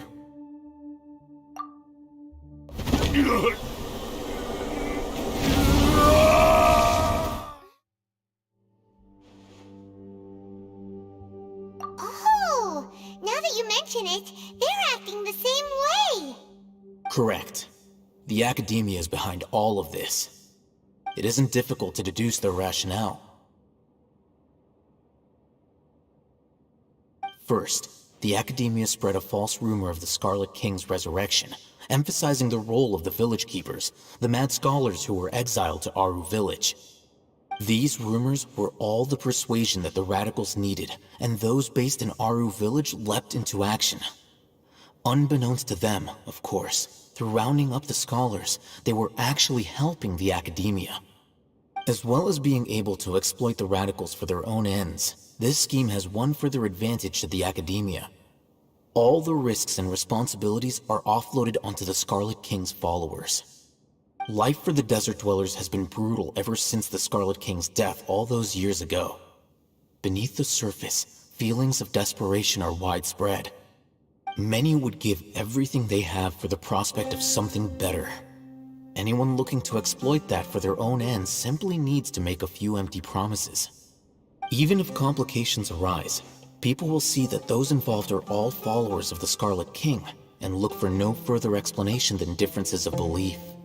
A deep-seated mistrust of the desert and everyone in it by the rest of Sumeru will make sure of that. The notion of an Academia plot wouldn't even cross their minds. It may seem like a simple strategy, but it is able to work wonders under Sumeru's current circumstances. Oh, that makes a lot of sense. It's in line with the village chief's theory, too. But there's still one very important question. Wasn't it the Academia that brought the scholars to Aru village in the first place? Why does it want them back now? Throughout this process, one thing has changed. The scholars' identity. First, they were scholars. Then, they became lunatics. After that, they were exiles. And finally, they become missing persons. An exile is still patently a living, breathing human being. But when someone becomes a missing person, that is brought into question. If you can't find someone, you have no way of knowing what exactly happened to them. That makes missing people an ideal resource. Resource? For what exactly? One possibility is that the information in their brains could be extracted into knowledge capsules. Extracted? You mean canned knowledge comes from people's brains? With the technology of the Sumeru Academia, it's entirely possible. Perhaps the process caused them great suffering, which is why they cry out in the dead of night when no one is watching them. So, the human brain... Nope, nah, Paimon doesn't want to think about this. I'm the Academia's scribe, after all. I'm familiar with their projects. Anyway, judging by Razak's state, the contents of a divine knowledge capsule were extracted from his mind, but something went wrong in the process. Or perhaps his curiosity got the better of him, and he used such a capsule for himself. Paimon's a little confused. Can they just use anyone's brain?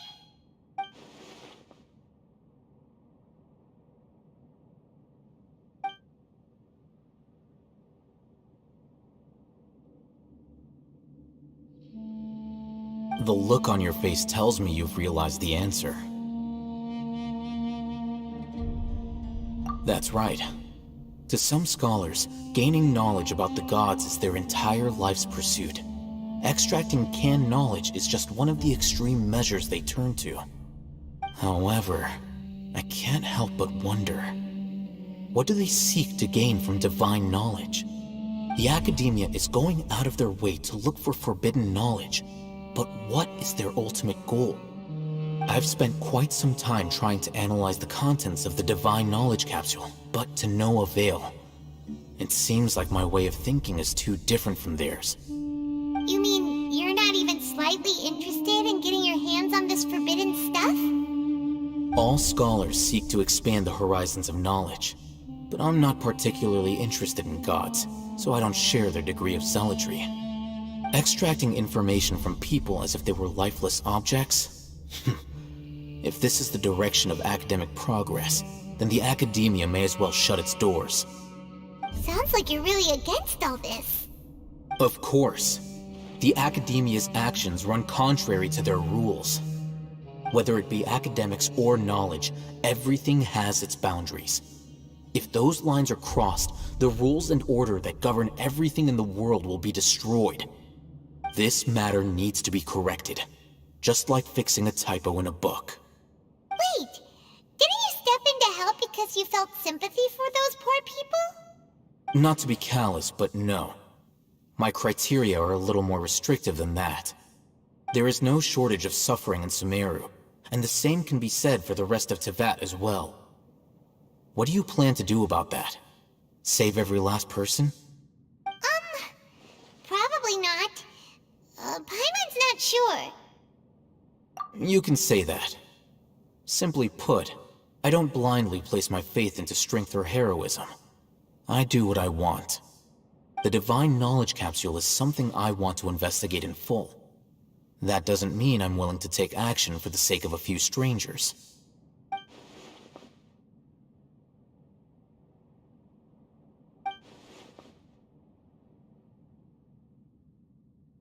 Paimon's been wanting to say this for a while. There are a lot of bad guys in the Academia, but you're not one of them. You're their weirdo. You're probably right. Though I must say, I quite enjoy this feeling of being the odd one out. Uniqueness is also an asset, is it not? Wow, that's a great way to think about it. Paimon's really impressed. If only Miss Shani had a similar mindset, her life would definitely be a lot easier. I'm just a more likable person than her in general. There's nothing more to it than that.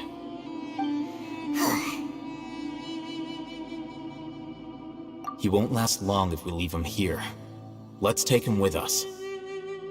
We'll work out our next step after we return to Aru Village.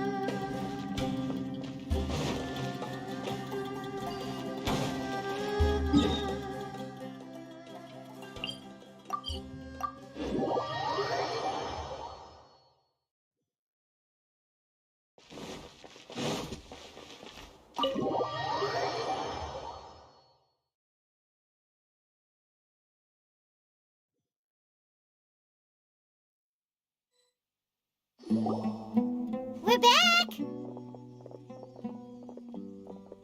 You must be tired. You should rest and take some water. What's the situation? Who's this? Unfortunately, somebody who's too young to take on the role of Isak's grandfather. Nevertheless, he's one of the people we're trying to find.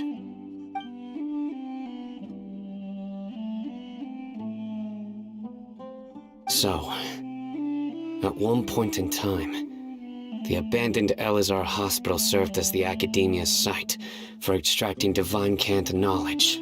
Yep, pretty much! Their plan must have been implemented at some point before we arrived at Aru Village, since divine cant knowledge has been in circulation for a while now.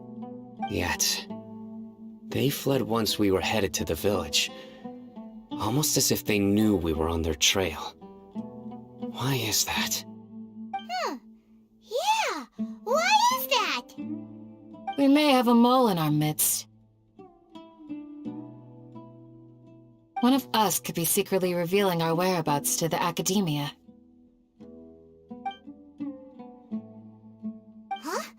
Are our friendships that shallow? Looks like none of you have realized wherein lies the issue.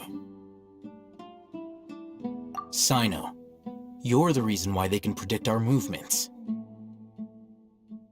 Wait, what's that supposed to mean? Choose your next words very carefully.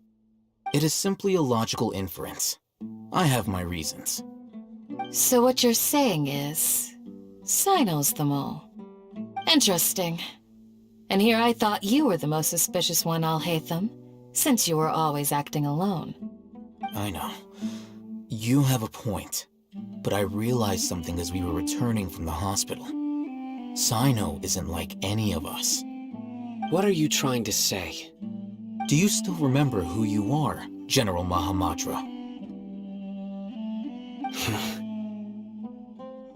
As a Matra, you are no doubt privy to certain kinds of information. Before you can take action against someone, you are required to have all the facts available, including the less than savory details. Simply put, the Academia has traditionally allowed you access to a wealth of sensitive information. Knowing their modus operandi, wouldn't you expect them to take precautions against you? If you want to raise a vicious wolf, you need to make sure that you can avoid its bite. The Academia is monitoring me? It's not that simple. The Academia has eyes all over Sumeru, but they have a special protocol for dealing with you. Every so often comes a Nyagarbaha Day. On this day, the Academia enters new information into the Akasha through knowledge capsules. I remember seeing the thick notebook next to the control panel once. Its contents were all about the General Mahamatra, his activities throughout the day, preferred methods of enacting judgment, everything. You're saying that the Academia entered my information into the Akasha too? But what's the point in doing that? My actions aren't important enough to be added into the Akasha. The Akasha is capable of computation. The Akasha's algorithms are entirely capable of predicting your movements using the data entered. When you would depart, the route you would follow, your destination. It knew all of this. It predicted my every move. The Academia has been watching you longer than you think.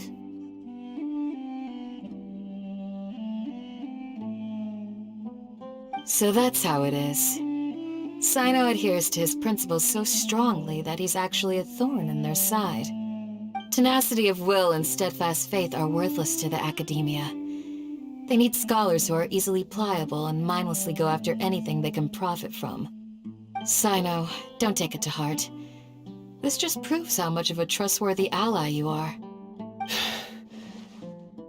They escaped because of me. Don't blame yourself. It's not like any of us would have known. I have an idea. If they predicted my movements, then I might be able to guess where they went. Whoa, you bounced back fast. There is always an opportunity for safety after danger passes. Oh, so that's how it is! Paimon gets it now! If the Academia is trying to avoid Cyno, then the safest place would be... Yep, that's right! They'll want to proceed in the direction opposite of where I'm going.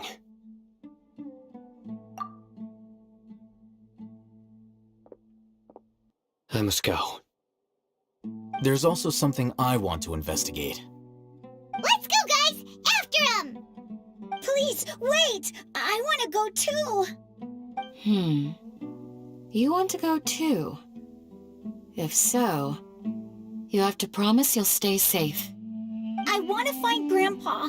I promise I'll be careful and not cause any trouble. Everyone, I leave him in your hands. Yay! Let's go! Remember to pack some food with you! Paimon feels like we're missing someone, though.